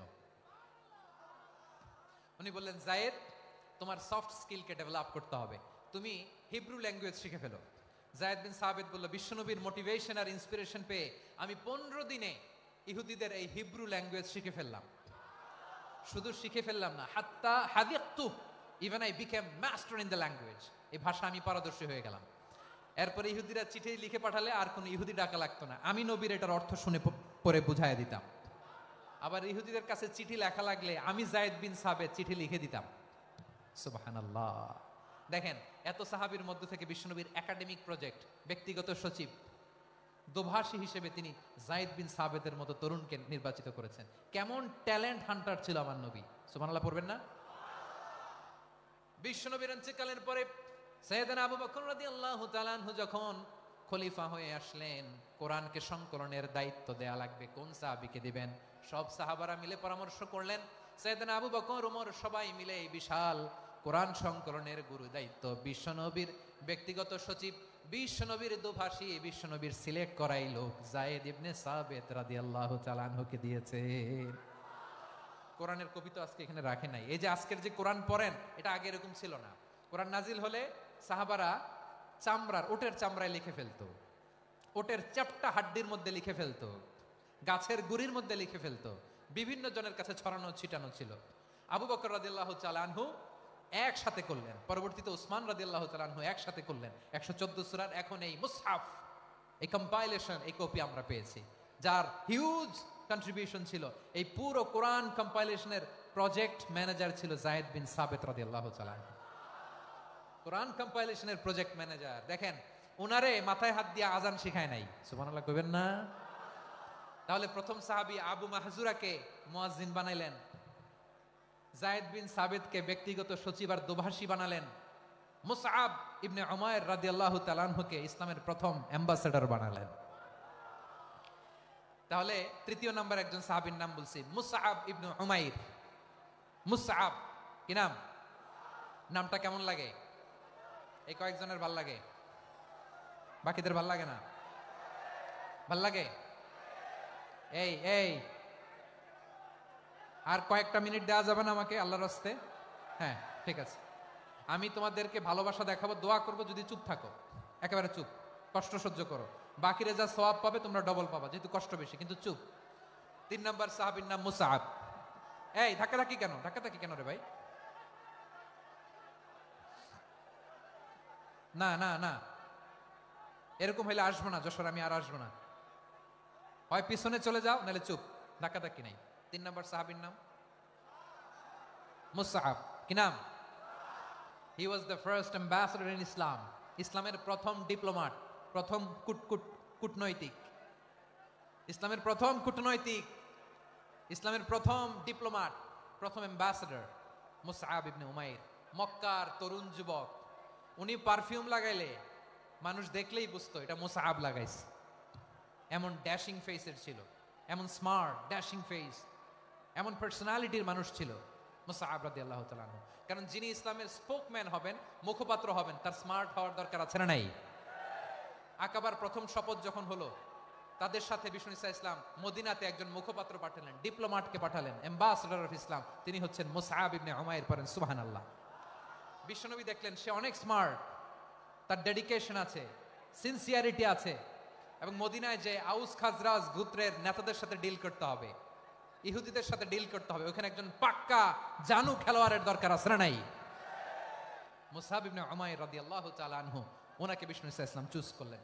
এবং বিষ্ণু ইসা ইসলামের এই চুজিংটা, এই সিলেকশনটা এত সুন্দর ছিল, তিনি মদিনাতে যে বিশ্বনবী আসার আগেই মদিনার জমিনকে তিনি উর্বর করে ফেলছেন। প্রতিটা ঘরে ঘরে কালিমার দাওয়াত তিনি পৌঁছায় দিয়েছেন। জুমার বিধান নাজিল হয়েছে, কিন্তু মক্কায় পরিবেশ নাই জুমা পালনের। বিষ্ণু ইসা ইসলাম একজনকে দিয়ে খবর পাঠালেন, যাও মদিনায় মুসাবকে যে বলো, মুসাব তো আমার শিক্ষক, আমার স্পোকম্যান, মদিনাতে যেন তারা জুমা কায়েম করে। বিশ্বনবীর আগেই মুসআব মদিনার মুসলিমদেরকে নিয়ে মদিনায় প্রথম জুমা কায়েম করে ফেলছে। কোন সুবহানাল্লাহ। ডিপ্লোম্যাটদের কেমন হইতে হয়, অ্যাম্বাসেডারের কেমন হইতে হয়, মুসআব রাদিয়াল্লাহু তাআলা আনহুর কাছ থেকে শিখে নাও। মুসআব নামটা কেমন লাগে? যশোর যাদের সন্তান হবে, ছেলে সন্তান, আমার রাস্তায় পাইলি সবাই জিজ্ঞেস করে, হুজুর একটা নাম দেন, আমার ছেলে হবে। যশোরবাসীর জন্য আমি একটা নাম দিয়ে দিলাম, নাম রাখতে হবে মুসআব। কি নাম?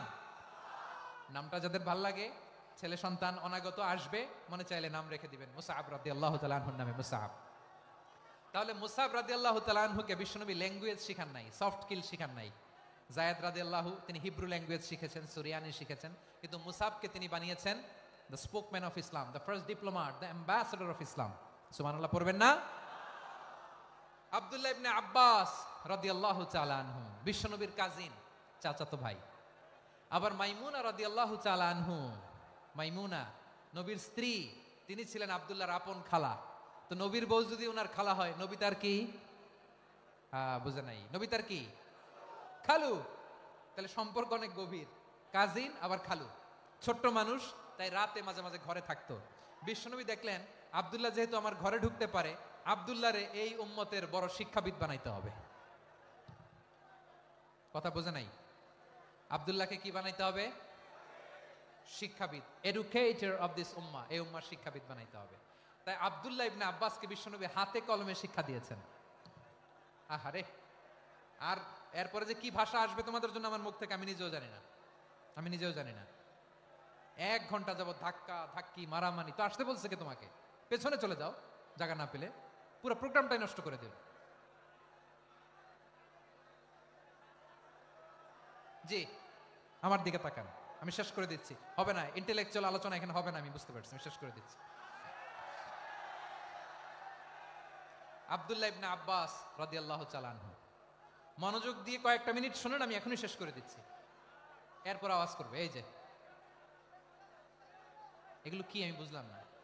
আমি বললাম না সব করা যাবে, বসে যাও, শুয়ে যাও, চলে যাও, আওয়াজ করা যাবে না।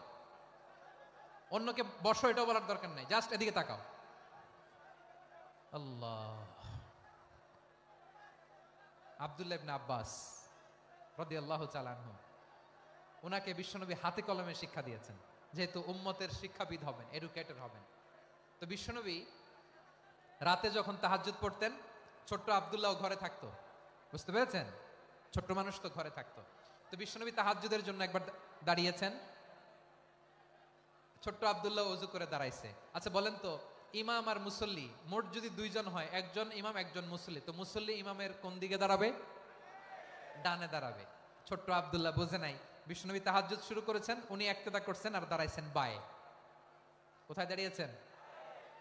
আব্দুল্লাহ বলেন, যখন আমি বায়ে দাঁড়ালাম, আখাযা রাসূলুল্লাহ সাল্লাল্লাহু আলাইহি ওয়াসাল্লাম উযুনি আল ইউমনা ইয়াফতিলুহা, বিশ্বনবী নামাজরত অবস্থায় আমার কান ধরে টেনে আমার ডান দিকে এনে দাঁড় করায় দিলেন। পড়েন সুবহানাল্লাহ। দেখেন, হাতে কলমে শিক্ষা। আর জীবনে ভুলাবে? কথা কয় না, আর ভুলাবে? আর ভুল হবে না। এভাবে বিশ্বনবীর অনেক সঙ্গ পেয়েছেন, সফর করেছেন, একই বাহনে বসেছেন, এক বাহনে বসে লম্বা নসিহত করেছেন, বলেছেন, ইয়া গোলাম ইহফাজিল্লাহ ইয়াহফাজকা, ইহফাজিল্লাহ তাজিদহু তুজাহাক, ইযা সাআলতা ফাসআলিল্লাহ ওয়া ইযা ইসতাআনতা ফাসতাইন বিল্লাহ। আল্লাহর বিধান মানো, আল্লাহর বিধান রক্ষা করো, আল্লাহ তোমায় রক্ষা করবে। আব্দুল্লাহ, চাইতে হলে আল্লাহর কাছে চাও, সাহায্য চাইতে হলে আল্লাহর কাছে সাহায্য চাও। মনে রাখো, গোটা বিশ্বের সবাই যদি তোমার সাহায্য করতে চায়, ততটুকুই করতে পারবে যতটুকু আল্লাহ তোমার নসিবে রেখেছে। গোটা বিশ্ব যদি তোমার বিরুদ্ধে ষড়যন্ত্রে দাঁড়িয়ে যায়, ক্ষতি ততটুকু করতে পারবে যতটুকু তোমার জন্য বরাদ্দ আছে, এর বাইরে কিছু করতে পারবে না। আওয়াজ করে বলেন ঠিক কিনা? এভাবে হাতে কলমে শিখিয়েছেন, বিশ্বনবীর সঙ্গ পেয়েছেন। উনাকে বিষ্ণু ইসলাম শিক্ষাবিদ, এডুকেটর অফ দিস উম্মাহ হিসেবে সিলেক্ট করেছেন, হাতে কলমে শিখিয়েছেন। বিশ্বনবী একবার প্রকৃতির ডাকে সাড়া দিয়ে এসেছেন। এখন কি করতে হবে? নামাজের জন্য অজু করতে হবে। বিশ্বনবী এসেই দেখেন অজুর বদনায় পানি ভরা, খুশি হয়ে গেলেন, বললেন, কে রেখেছে পানি? একজন বলল, আব্দুল্লাহ রেখেছে। বিশ্বনবী অত্যন্ত খুশি হলেন, খুশি হয়ে একটা দোয়া করলেন, বললেন, আল্লাহুম্মা ফাক্কিহু ফিদ্দীন ওয়া আল্লিমহু তা'ওয়িল। আল্লাহ, তুমি আব্দুল্লাহকে দ্বীনের বুঝ দিও আর কোরআনের তাফসীর শিক্ষা দিও। বিশ্বনবীর এই দোয়া এমন লাগছে উনি রাইসুল মুফাসসিরিন, এই পৃথিবীতে যত মুফাসসির ছিল, যত মুফাসসির আসবে, সকল মুফাসসিরের সম্রাট হিসেবে স্বীকৃত হয়েছেন আব্দুল্লাহ ইবনে আব্বাস। বিশ্বনবী ওনারে আজান শিখান নাই, বিশ্বনবী ওনারে ল্যাঙ্গুয়েজ শিখান নাই, বিশ্বনবী ওনারে অ্যাম্বাসেডর বানান নাই, হাতে কলমে শিক্ষা দিয়েছেন।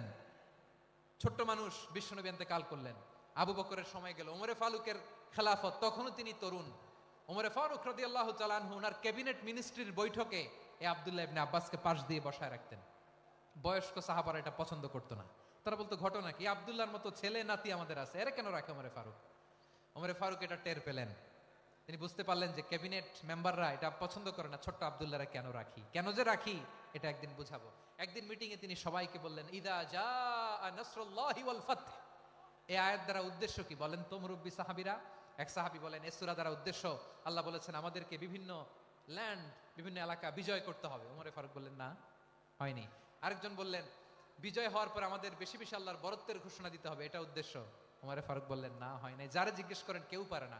সব শেষে বিশ্বনবী ছোট্ট আব্দুল্লাহরে বলেন, আব্দুল্লাহ, ইদা জাআ নাসরুল্লাহি ওয়াল ফাতহ, এর দ্বারা উদ্দেশ্য কি বলো তো? ছোট্ট আব্দুল্লাহ বলেন, হুয়া আজালু রাসূলিল্লাহ, এই আয়াত দ্বারা বিশ্বনবীর বিদায়কে উদ্দেশ্য নেওয়া হয়েছে। ওমরে ফারুক বললেন, হাযা হুয়া, এটাই তো সঠিক উত্তর, এটাই সঠিক তাফসীর এই আয়াতের। কারণ ইদা জাআ নাসরুল্লাহি ওয়াল ফাতহ, যখন আল্লাহর সাহায্য আর বিজয় আসবে, ওয়া রাআইতান নাসা ইয়াদখুলুনা ফি দীনিল্লাহি আফওয়াজা, আপনি দেখবেন দলে দলে, ঢলে ঢলে, বানের পানির মতো মানুষ ইসলামের দিকে ঢুকতেছে, ইসলামের বিজয় হয়েছে। তো ইসলামের বিজয়ের মিশন নিয়ে নবী আসছে, বিজয়ী যখন হয়ে গেছে, এখন তো নবীর বিদায় হবে। জোরে বলেন ঠিক কিনা? কোন সাহাবী এই সূক্ষ্ম কথাটা ধরতে পারে নাই, ওই আব্দুল্লাহ ছাড়া। আব্দুল্লাহ যখন উত্তর দিছে, সব সাহাবীদের টনক নড়েছে। এরপর থেকে কোনো ক্যাবিনেট মিটিং এ আর কোনো সাহাবারা কোনো প্রশ্ন করে নাই, আওয়াজ করে পড়েন সুবহানাল্লাহ। বিশ্বনবী আব্দুল্লাহ ইবনে আব্বাসকে দ্য এডুকেটর অফ দ্য উম্মাহ, উম্মার শিক্ষাবিদ হিসেবে গ্রহণ করেছেন। আওয়াজ করে পড়তে হবে আল্লাহু আকবার। সাহাবীদের নামগুলো মনে থাকবে? এক নম্বরে আবু মাহজুরা, মুয়াজ্জিন বানাইছেন। যায়েদ ইবনে সাবিত, দোভাষী, ট্রান্সলেটর অফ প্রফেট, এবং তিনি ছিলেন বিশ্বনবীর ব্যক্তিগত সচিব। মুসআব ইবনে উমাইর, the first ambassador and diplomat of Islam. আব্দুল্লাহ ইবনে আব্বাস, এই উম্মার সবচেয়ে বড় এডুকেটর, শিক্ষাবিদ। আরেকজন ছিল আব্দুল্লাহ ইবনে মাসউদ রাদিয়াল্লাহু তাআলা। দুই আব্দুল্লাহ, আব্বাস গেল, আরেকজন হচ্ছে মাসউদ। মক্কার তরুণ, ছাগল পালতো মুশরিকের। বিশ্বনবী আর আবু বকর রাদিয়াল্লাহু তাআলা আনহু একবার গেলেন, যে দেখে এই তরুণ দাঁড়ায় আছে। বিশ্বনবী বলেন, আমি খুব ক্ষুধার্ত, তোমার কাছে কি দুধ আছে ছাগলের? আব্দুল্লাহ ইবনে মাসউদ বলে, আছে। ওয়ালাকিন আনা মুতামান, কিন্তু যে দুধ আছে এটা আমানতের, আমি দিতে পারবো না। বিশ্বনবী এইটা শুনেই তারা টার্গেট করে ফেলছে। আনা মুতামান, দুধ আছে কিন্তু এটা আমার মালিকের, আমি তো দরদ দেখাই, আমার মালিকের দুধ আপনি পথিক, আপনারা দিতে পারি না। বিশ্বনবী টার্গেট করে ফেলছেন, এরে আমার কাজে লাগাইতে হবে। বিশ্বনবী বলেন, আচ্ছা ঠিক আছে, দুধ দিও না, কিন্তু এমন ছাগি আছে কিনা যেই ছাগির সাথে কোনো ছাগলের মিলন হয় নাই, তার ওলানে দুধও আসে নাই, বাচ্চাও নাই, এরকম ছাগির থেকে যদি আমি দুধ খাই তাহলে তো সমস্যা নাই। বলতেছে, এরকম ছাগির থেকে দুধ খাইলে সমস্যা নাই, কারণ এরকম ছাগির ওলান থেকে দুধ আসবেও না।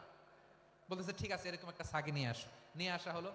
বিশ্বনবী বিসমিল্লাহ বলে ওই ছাগির ওলানে হাত দিলেন। হাত দিতে দেরি, পুরো ওলানটা দুধে ভরে যেতে দেরি হয় না। বিশ্বনবী আর আবু বকর রাদিয়াল্লাহু তাআলা আনহু দহন করে পেট ভরে খেলেন। এই দৃশ্য আব্দুল্লাহ ইবনে মাসউদের হৃদয়ে দাগ কাটলো। এই মুজিজা দেখে তিনি বললেন, আশহাদু আল্লা ইলাহা ইল্লাল্লাহ ওয়া আশহাদু আন্না মুহাম্মাদুর রাসূলুল্লাহ। তিনি ষষ্ঠ মুসলিম ছিলেন, 6 নম্বর মুসলমান। ওনাকে টার্গেট করে বিশ্বনবী দেখলেন, এমন ইন্টেলেকচুয়াল ব্রেন, উনি সূক্ষ্ম সূক্ষ্ম জিনিস বুঝে বেশি, ফিকহি জ্ঞান ওনার মধ্যে বেশি। বিশ্বনবী ওনাকে কোরআনের জ্ঞান শিক্ষা দিতে লাগলেন। উনি বিশ্বনবী সবার কাছে কোরআন শোনায়, কিন্তু বিশ্বনবী নিজে আব্দুল্লাহ ইবনে মাসউদের কাছ থেকে কোরআন শুনতো। বিশ্বনবী একবার বললেন, ইকরা আলাইয়া ইয়া মাসউদ। ইবনে মাসউদ একবার শোনাও তো কোরআন দেখি। আব্দুল্লাহ ইবনে মাসউদ বলে, আকরাউ আলাইকা ওয়া আলাইকা উনজিল। নবী, আপনার উপর কোরআন নাজিল হয় আর আমি আপনার সামনে কোরআন পড়বো। বিশ্বনবী বললেন, ইন্নী উহিব্বু আন আসমাআহু মিন গায়রি। আমি নিজে পড়তে যেমনি ভালোবাসি, অন্যে পড়ুক আমি শুনবো, এটাও আমি ভালোবাসি। সূরা নিসা তিনি তেলাওয়াত করে শুনিয়েছেন। এমন সূক্ষ্ম সূক্ষ্ম বিষয় বিশ্বনবী উনাকে ধরিয়ে দিয়েছেন। উনি হয়ে গিয়েছেন, আব্দুল্লাহ ইবনে আব্বাস হয়েছেন রাইসুল মুফাসসিরিন, উনি হয়ে গিয়েছেন ফাকিহুল উম্মাহ। ওনার চাইতে বড় ফকি এই পৃথিবী আর দেখবে না। চিল্লায় বলেন সুবহানাল্লাহ।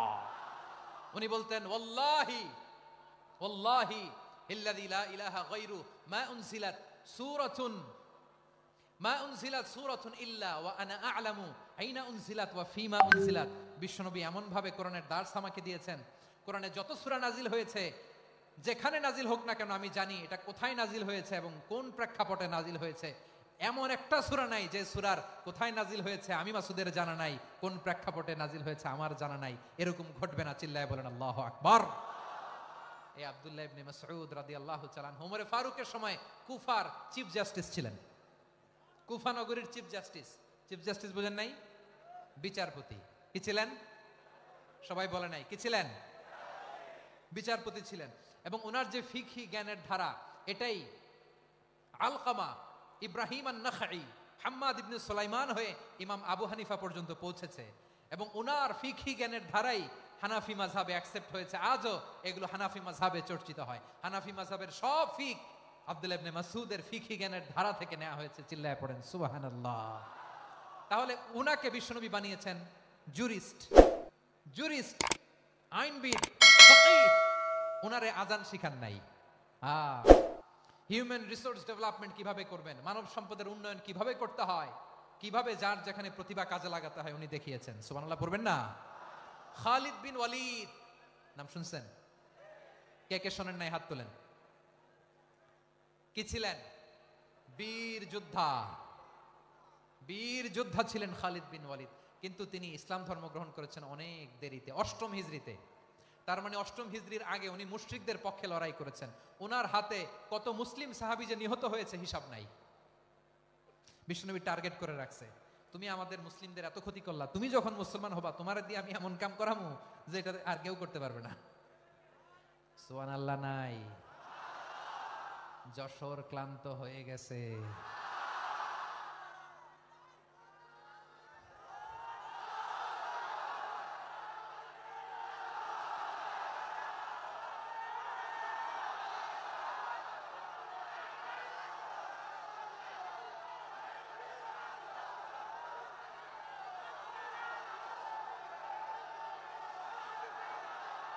মাশাআল্লাহ, বসুন বসুন বসুন। খালিদ বিন ওয়ালিদ রাদিয়াল্লাহু তাআলা আনহু 8ম হিজরিতে মুসলিম হয়েছেন, মক্কা বিজয়ের আগে। তো মক্কা বিজয়ের আগে যখন মুসলিম হয়েছেন, এর আগে কি করছেন? কাফিরদের সাথে যুদ্ধ করেছেন। উনি উহুদের যুদ্ধে মুসলমানদের যে পরাজয় ভাব, কঠিন পরিস্থিতির মুখোমুখি উনার কারণে পেছন থেকে এমন আতর্কিত আক্রমণ করেছেন, মুসলমানদেরকে কচুকাটা করেছেন। 8ম হিজরিতে আল্লাহ তাআলা হেদায়েতের নূর দিয়ে ওনার হৃদয়টাকে উজালা করে দিলেন। লা ইলাহা এটা এমন বাণী যার হৃদয়ে একবার টাচ খাবে, এইটা থেকে সে আর পালিয়ে বেড়াতে পারে। ঝিনুকের ভেতর লুকিয়ে থাকে যেমন মতি, ঝিনুকের ভেতর লুকিয়ে থাকে যেমন মতি, কলমা শাহাদাতে আছে আল্লাহর জ্যোতি, কলমা শাহাদাতে আছে আল্লাহর জ্যোতি। ঠিক কিনা বলেন? মক্কা বিজয়ের আগে মুসলিম হলেন, হওয়ার পরেই বিশ্বনবীর টার্গেট ফুলফিল হলো। ওই যে টার্গেট করে রেখেছেন আর দোয়া করেছেন, খালিদ বিন ওয়ালিদ যদি মুসলিম হয় তাকে আমি মিলিটারি চিফ বানাবো। ওনাকে আজান শিখান নাই, ওনারে কান ধইরা নামাজের এই মাথা থেকে ওই মাথা আনান নাই, ফিকহি কোরআনের সূক্ষ্ম তাফসীর ওনারে শিখান নাই, অ্যাম্বাসেডর বানান নাই। বিষ্ণু ইসলাম উনাকে সামরিক অভিযানে প্রেরণ করেছেন। সামরিক অভিযানে তিনি প্রেরণ করেছেন। উনার জীবদ্দশায় উনার নেতৃত্বে যতগুলো যুদ্ধ হয়েছে, একটা যুদ্ধেও তিনি পরাজয় বরণ করেন নাই। ওমর ফারুকের সময়কালে তিনি চিফ অফ মুসলিম মিলিটারি মানে মুসলিম সেনাপতি হয়েছেন। যশোর আওয়াজ করো, ঠিক কিনা বলো? সেনাপতি, মুসলিম সেনাপতি। তাহলে কিভাবে হিউম্যান রিসোর্স ব্যবহার করতে হয় গোটা বিশ্ব আমার নবীর কাছ থেকে শিখে নাও। খালিদ বিন ওয়ালিদ, ওনাকে বিশ্বনবী একটা উপাধি দিয়েছেন। উপাধিটা হচ্ছে সাইফুল্লাহিল মাসলুল, আল্লাহর নাঙ্গা তরবারি, আল্লাহর খোলা তরবারি, দ্য ওপেন সোর্ড অফ আল্লাহ। খালিদ বিন ওয়ালিদ মুসলিম সেনাপতি। হাসান বিন সাবেত নাম শুনছেন? দেখি উনি কি ছিল বলেন? রাসূলের সভা কবি, কালচারাল হিজিমনিকে ডিফিট করার জন্য। উনি ভালো অস্ত্র চালানো জানতেন না, ওই কাজে উনি যেতেন না।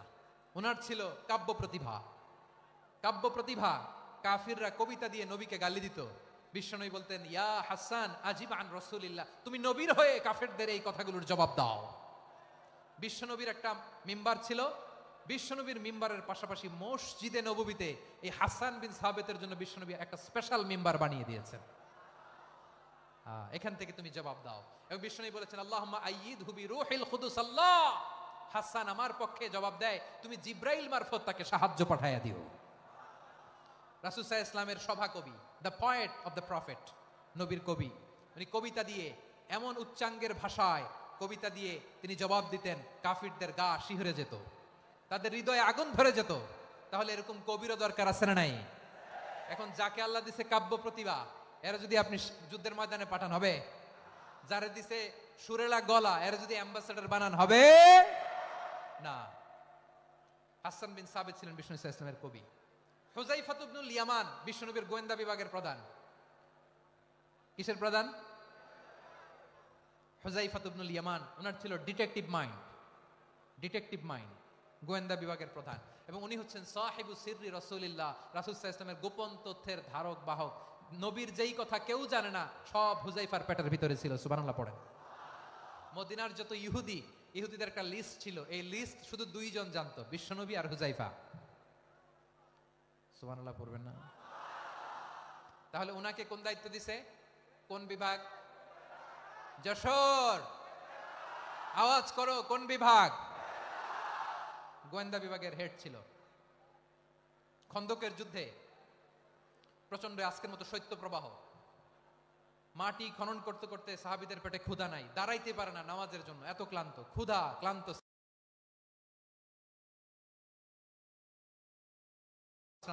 বিশ্বনবী বলেন, কে আছো এই কঠিন শীত, এই ভয় আর ক্ষুধার মধ্যেও খন্দকের পরীক্ষা টপকে শত্রু শিবিরে যে আমাকে তথ্য দিবা? কে আছো? কারো গায়ে শক্তিই নাই যে দাঁড়াবে, কেউ দাঁড়ায় না। বিশ্বনবী তখন নিজে হুযায়ফাকে ডাক দিলেন, হুযায়ফা, যে আমাকে আজকে শত্রু শিবিরের তথ্য এনে দিবে, সে জান্নাতে আমার মোরাফাকা, আমার সঙ্গী হবে। হুযায়ফা রাদিয়াল্লাহু ইবনুল ইয়ামান জীবনের ঝুঁকি নিয়ে এই ক্ষুধা, শৈত্য প্রবাহ, কোল্ড ওয়েভসকে উপেক্ষা করে পরীক্ষা টপকে শত্রু শিবিরে যে সবার কথাগুলো চুপে চুপে শুনে বিশ্বনবীর দরবারে এসে গোয়েন্দাদের মতো তথ্য সরবরাহ করেছে। বিশ্বনবীর গোয়েন্দা বিভাগের প্রধান হুযায়ফা ইবনুল ইয়ামান ইন্টেলিজেন্স বিভাগ চালাতেন। মুনাফিকদের নাম ওনার কাছে ছিল। মুআয ইবনে জাবাল মদিনা রাষ্ট্রের সবচেয়ে সিনিয়র আমলা ছিলেন। আমলাতন্ত্র চিনেন তো? প্রশাসনিক কাজ যারা চালায়, অ্যাডমিনিস্ট্রেশন বুঝেন না? The department of administration. মদিনার রাষ্ট্রের সিনিয়র আমলা মুআয ইবনে জাবাল মুতাখাসসিসুন ফিল হালাল ওয়াল হারাম, হালাল হারামের স্পেশালিস্ট ছিলেন। বিশ্বনবী উনাকে ইয়ামানের গভর্নর করে পাঠাইছেন। বলেছেন, ইন্নাকা তা'তি কওমান আহলা কিতাব, এমন গোষ্ঠীর কাছে যাবা এরা ইহুদি নাসারা, আগে শাহাদা পড়লে এরপরে নামাজের দাওয়াত দিও, নামাজ পড়লে যাকাতের দাওয়াত দিও। গভর্নরের অ্যাটিটিউড যেমন থাকে তেমন অ্যাটিটিউড ধরে রেখো। সুবহানাল্লাহ পড়েন। তাহলে মুআয ইবনে জাবালকে দিয়ে বিশ্বনবী কবিতা লেখায় নাই, চিঠি লেখায় নাই, আজান দেওয়ায় নাই। সুবহানাল্লাহ পড়বেন না? সব শেষ সাহাবী বলি, আবু হুরায়রা রাদিয়াল্লাহু তাআলা আনহু, নাম শুনছেন? বিড়ালের বাবা। কি করতেন? খালি হাদিস মুখস্থ করতেন। উনি বলতেন, আলজামু রাসূলুল্লাহ আলা মিল ইবাতনি, আমার শুধু পেটের ক্ষুধার বন্দোবস্ত হইলে আমি নবীর সঙ্গ ছাড়তাম না। আমার আনসার সাহাবারা ক্ষেত খামারের কাজ করতো, আমার মুহাজির সাহাবারা ব্যবসা করতো, আর আমি নবীর সাথে সাথে থাকতাম। শুধু সকাল বিকাল দুই বেলা যদি আমার খাবারের বন্দোবস্ত হয়, আমি আর নবীর লক ছাড়ি না। সুবহানাল্লাহ কইবেন না? 5374টা হাদিস তিনি বর্ণনা করেছেন। সবচেয়ে বেশি হাদিস বর্ণনাকারী সাহাবী। হাদিস প্রিজার্ভেশনের কাজে বিশ্বনবী ওনাকে কাজে লাগিয়েছেন। উনি একদিন বলেন, ইয়া রাসূলুল্লাহ আসমাউ মিনকা কাসীরান ফালা আহফাজু, নবী অনেক কথা শুনি আমার মনে থাকে না। বিশ্বনবী বললেন, তাই? উবসুত রিদাক, তোমার চাদরটা বিছাও। আবু হুরায়রা বিছালেন, বিশ্বনবী হাত বুলায় দিলেন, এরপরে অনেক হাদিস বর্ণনা করলেন। আবু হুরায়রা বলে, তারপর থেকে বিশ্বনবী যাই বর্ণনা করে আমি শুনি আর একটাও ভুলি না। এখন সুবহানাল্লাহ। বিশ্বনবী ওনাকে হাদিস প্রিজার্ভেশন, নবীর এই যে লক্ষ্য হাদিস প্রিজার্ভেশনের এই দায়িত্ব দিয়েছেন সাইয়েদনা আবু হুরায়রা রাদিয়াল্লাহু তাআলা আনহুকে। প্রিয় ভাইরা, তাহলে 10 জন সাহাবীর কথা যে বললাম, আপনারা কি খেয়াল করেছেন কত বড় ট্যালেন্ট হান্টার, চৌকস ট্যালেন্ট হান্টার ছিল আমার নবী। এক একজনের এক এক ট্যালেন্ট এক এক কাজে অ্যাসাইন করেছেন, এক একজনকে এক এক দায়িত্ব দিয়েছেন, এক একজনের প্রতিভাকে এক একভাবে বিকশিত হওয়ার সুযোগ দিয়েছেন। আওয়াজ করে বলেন ঠিক কি না? এখন আমার পর্দার আড়ালে আমার মায়েরা বলবে, এতগুলো পুরুষ সাহাবীর কথা বললো, নারী সাহাবীরা কি কিছু করে নাই? হ্যাঁ, একজন নারী সাহাবীর কথা বলে মোনাজাত হবে, দোয়া ছাড়া কেউ যাব না। রুফাইদা আল আসলামিয়া রাদিয়াল্লাহু তাআলা আনহা, ওনার বাবার নাম সাআদ আল আসলামী। বিশ্বনবী কি খেয়াল করলেন দেখেন, সাআদ ছিল মদিনার বড় ডাক্তার। এই নারী সাহাবী রুফাইদা বাবার কাছ থেকে চিকিৎসা বিদ্যা শিখেছেন। যখন শিখছে, বিশ্বনবী দেখলেন আমার তো প্রতি সপ্তাহে সপ্তাহে যুদ্ধে আহত সাহাবীদের সেবা দিবে কে? বিশ্বনবী রুফাইদাকে বললেন, রুফাইদা তুমি মসজিদে নববীর পাশে একটা মেডিকেল ক্যাম্প করো।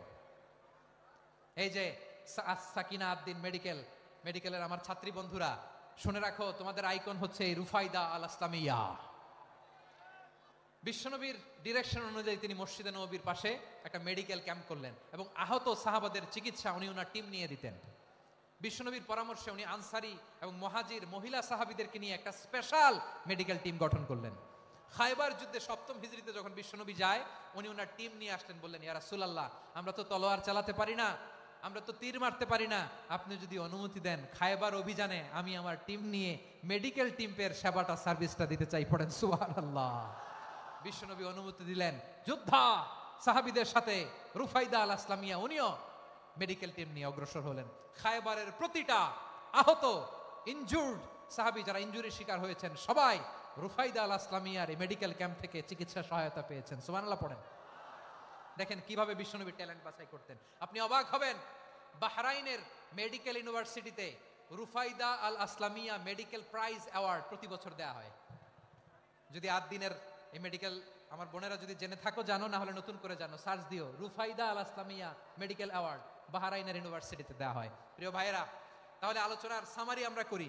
বিশ্বনবী যার যেখানে ট্যালেন্ট তাকে ওইখানে কাজে লাগাতেন। আওয়াজ করে বলেন ঠিক কিনা? এবার একটা ইন্টারভিউ হবে, আওয়াজ করে বলেন, আবু মাহজুরাকে বিশ্বনবী কি বানাইছেন? হ্যাঁ,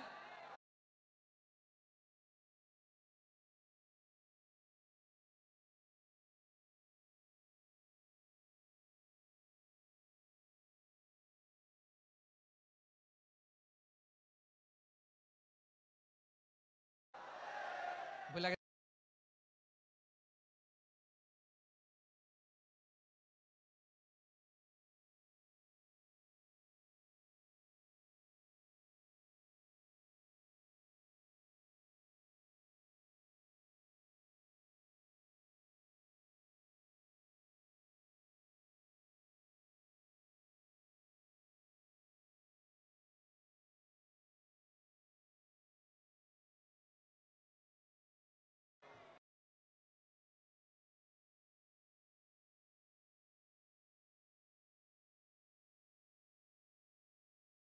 হাসান বিন সাবিত ছিলেন বিশ্বনবীর সভাকবি।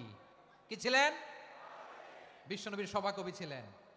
এরপরে হুযায়ফা ইবনুল ইয়ামান কি ছিলেন? গোয়েন্দা বিভাগের প্রধান। মুআয ইবনে জাবাল কি ছিলেন? সিনিয়র আমলা, ইয়ামানের গভর্নর। আবু হুরায়রা রাদিয়াল্লাহু তাআলা আনহু হাদিস প্রিজার্ভেশনের কাজ করেছেন। আর আমাদের রুফাইদা আল আসলামিয়া রাদিয়াল্লাহু তাআলা আনহা কি ছিলেন? নার্স ছিলেন। নার্স হয়ে মেডিকেল সেবা দিয়েছেন। প্রিয় ভাইয়েরা, পুরো আলোচনার যদি সামারি করি, তাহলে বিশ্বনবী যেভাবে হিউম্যান রিসোর্সকে ম্যানেজ করেছেন, যার যেখানে প্রতিভা কাজে লাগিয়েছেন, আমরাও যদি করি, আমাদের বাংলাদেশের চিত্র আমরা পাল্টে দিতে পারবো। আমরা শুরুতে শুনেছি মানুষের আছে অসীম সম্ভাবনা, প্রতিটা মানুষ অনন্য, যত্ন নিলে, যথাযথ পরিচর্যা করলে মানুষ বিশ্ব জয় করতে পারে, ঠিক কিনা? আমাদের হাফেজে কোরআনের সামনে দাঁড়াতে পারে এমন কোন হাফেজে কোরআন আল্লাহর জমিনে জন্ম হয় নাই। গোটা বিশ্ব কাঁপিয়ে তারা সেরা। আমাদের ক্রিকেটাররা সেরা, আমাদের তৈরি পোশাক শিল্প সেরা। এরকম অনেক অনেক সেরা জিনিস আছে, আমরা এগুলোরে নার্চারিং করতে পারি নাই, পরিচর্যা করতে পারি নাই, সঠিক তারবিয়াতের অভাব। তাহলে মানুষের অসীম সম্ভাবনাকে কাজে লাগাতে হবে, ঠিক কিনা বলেন? ইউনুস গভর্নমেন্টকে আমি বলবো, অল্প সময়ের জন্য আপনারা এসেছেন, সংস্কারও করতে হবে, আবার নির্বাচনও করতে হবে। সব সংস্কার হতে করতে পারবেন না, যতটুকু পারবেন এর মধ্যে আমাদের যে হিউজ ম্যান পাওয়ার, আমাদের যে মানব সম্পদ, হিউম্যান রিসোর্স, এটাকে ডেভেলপ করে আপনাদের যেতে হবে। যেটা পারবেন না সেটাকে পরবর্তী নির্বাচিত গভর্নমেন্টের কাছে রেখে যেতে হবে, যে তারা যেন করে, তাদের কাছে আপনারা এটা রেখে যাবেন। তাহলে মানুষ চাইলে বিশ্ব জয় করতে পারে। আর মানুষকে হারাতে পারে কেউ? জোরে বলো যশোর, মানুষকে হারাতে পারে কেউ? আল্লাহ আমাদেরকে জনসংখ্যা দিয়েছেন প্রিয় ভাইয়েরা। এই জনসংখ্যা অনেক বড় সম্পদ, এটা আমাদের জন্য অভিশাপ নয়, আশীর্বাদ। আমাদের জনসংখ্যাকে যদি আমরা জনশক্তিতে রূপান্তর করতে পারি, আজকে বাংলাদেশ যে অবস্থানে দাঁড়িয়ে আছে, বাংলাদেশ তার 20 গুণ উন্নতির শিখরে চলে যাবে। চিল্লায় বলো ঠিক কিনা? আমাদের শ্রমিক ভাইরা বাইরে কাজ করে, আমাদের শ্রমজীবী ভাইরা, প্রবাসীরা, তাদের ব্যাপারে গুরুত্ব দিতে হবে। আমাদের শ্রমের দাম সবচেয়ে কম, সবচেয়ে কম। তারা এম্বাসিতে গুরুত্ব পায় না, এয়ারপোর্টে গুরুত্ব পায় না। এই সরকার অবশ্য তাদেরকে অনেক গুরুত্ব দিচ্ছে। আমাদের অদক্ষ শ্রমিককে যখন আমরা দুবাই পাঠাই, অল্প বেতন পায়, কিন্তু ইন্ডিয়ানরা দক্ষ শ্রমিক পাঠাইলে তার 3 গুণ বেতন পায়। আমরা আমাদের শ্রমিকদেরকে অদক্ষ ভাবে আর পাঠাতে চাই না, দক্ষ শ্রমিক পাঠিয়ে আমরা রেমিটেন্সের বন্যা বইয়ে দেব। আমাদের শ্রমিকদের পাঠানো রেমিটেন্সের টাকায় সচল থাকে আমার দেশের অর্থনীতির চাকা। তাদেরকে সবচেয়ে গুরুত্ব দিতে হবে। আমরা পেয়েছি ফ্রিডম ফাইটার, মুক্তিযোদ্ধা, আর আমার প্রবাসী ভাইরা হচ্ছে রেমিটেন্স ফাইটার। জোরে বলো ঠিক কিনা? তাহলে আমাদের এই জনশক্তিকে জনসম্পদে ট্রান্সফর্ম করতে হবে, ঠিক কিনা বলেন? সরকার জনগণকে এভাবে পলিশ করতে হবে। মা বাবারা ছেলে মেয়েদের মধ্যে কার কোন যোগ্যতা তাকে ওইভাবে কাজে লাগাতে হবে। সবার এ প্লাস পাওয়ার কোনো দরকার নাই। আমাদের দেশে একটা টেন্ডেন্সি আছে, পরীক্ষায় এ প্লাস না পাইলে তুই কি করলি, পাশের বাড়ির ছেলে এ প্লাস পাইছে, যা ওর পা ধোয়া পানি খা। কি খা? তা আমি ভাবছি যে পা ধোয়া, এ প্লাস পাওয়া ছেলেদের পা ধোয়া পানির একটা পানির ব্র্যান্ড বানাইতে হবে। এরকম লেখা থাকবে, এ প্লাস পাওয়া ছেলেদের পা ধোয়া পানি। খাওয়া নাই, এগুলার খাওয়া নাই। ওরে আল্লাহ এ প্লাস পাওয়ার জন্য বানাইছে, আর আপনার ছেলেকে এই এ প্লাস গুলারে নিয়ন্ত্রণ করার জন্য আল্লাহ বানাইছে। ওকে দিয়ে আল্লাহ কি করবে আপনি জানেনই না। একটা এ প্লাস, একটা এ গ্রেড একটা মানুষের জীবনকে ঠিক করে দিতে পারে না। আপনার ছেলেকে আল্লাহ অন্যদিকে যোগ্যতা দিয়েছে। ওদের মনোবল ভাঙবেন না, খবরদার, খবরদার। ছেলে মেয়েদের মনোবল ভাঙবেন না। যাকে দিয়ে যেটা হবে তাকে দিয়ে সেটা করতে হবে, তার প্রতিভাকে সেভাবে কাজে লাগাতে হবে। তাহলে বাংলাদেশ, আমাদের এই জনসংখ্যা জনসম্পদে রূপান্তরিত হবে। আমাদের সরকারের তত্ত্বাবধানে আমাদের 18 কোটি জনগণ দক্ষ জনশক্তিতে রূপান্তরিত হোক। আমরা চাই কি চাই না? আমরা ভালো মানুষ, শ্রেষ্ঠ মানুষ হতে চাই কি চাই না? ওই জাপানিজদের মতো সৎ, ওই ইউরোপিয়ানদের মতো কালচার, আমাদেরকে আল্লাহ তাআলা কোরআন সুন্নাহ অনেক কিছু দিয়েছেন। যেহেতু বর্তমানে আমরা দেখছি তারা সৎ, তাদের মধ্যে ভ্যালু আছে, সেগুলো আমাদের মধ্যে আনার দরকার আছে না নাই? আর ইসলাম দিয়ে আমাদের জীবনকে সাজাতে হবে, ইসলাম দিয়ে আমার পরিবারকে সাজাতে হবে। ইসলাম থেকে, কোরআন থেকে প্রেসক্রিপশন না নিলে জীবন সুন্দর হবে না। কোরআন থেকে প্রেসক্রিপশন না নিলে সমাজ সুন্দর হবে না। কোরআনের প্রেসক্রিপশন না মানলে রাষ্ট্র সুন্দর হবে না। কোরআনের প্রেসক্রিপশন অ্যাপ্লাই না করলে শুধু দুর্নীতি দমন কমিশন দিয়ে দুর্নীতি বন্ধ করা যাবে না। এজন্য কোরআনের আইন আমরা চাই কি চাই না?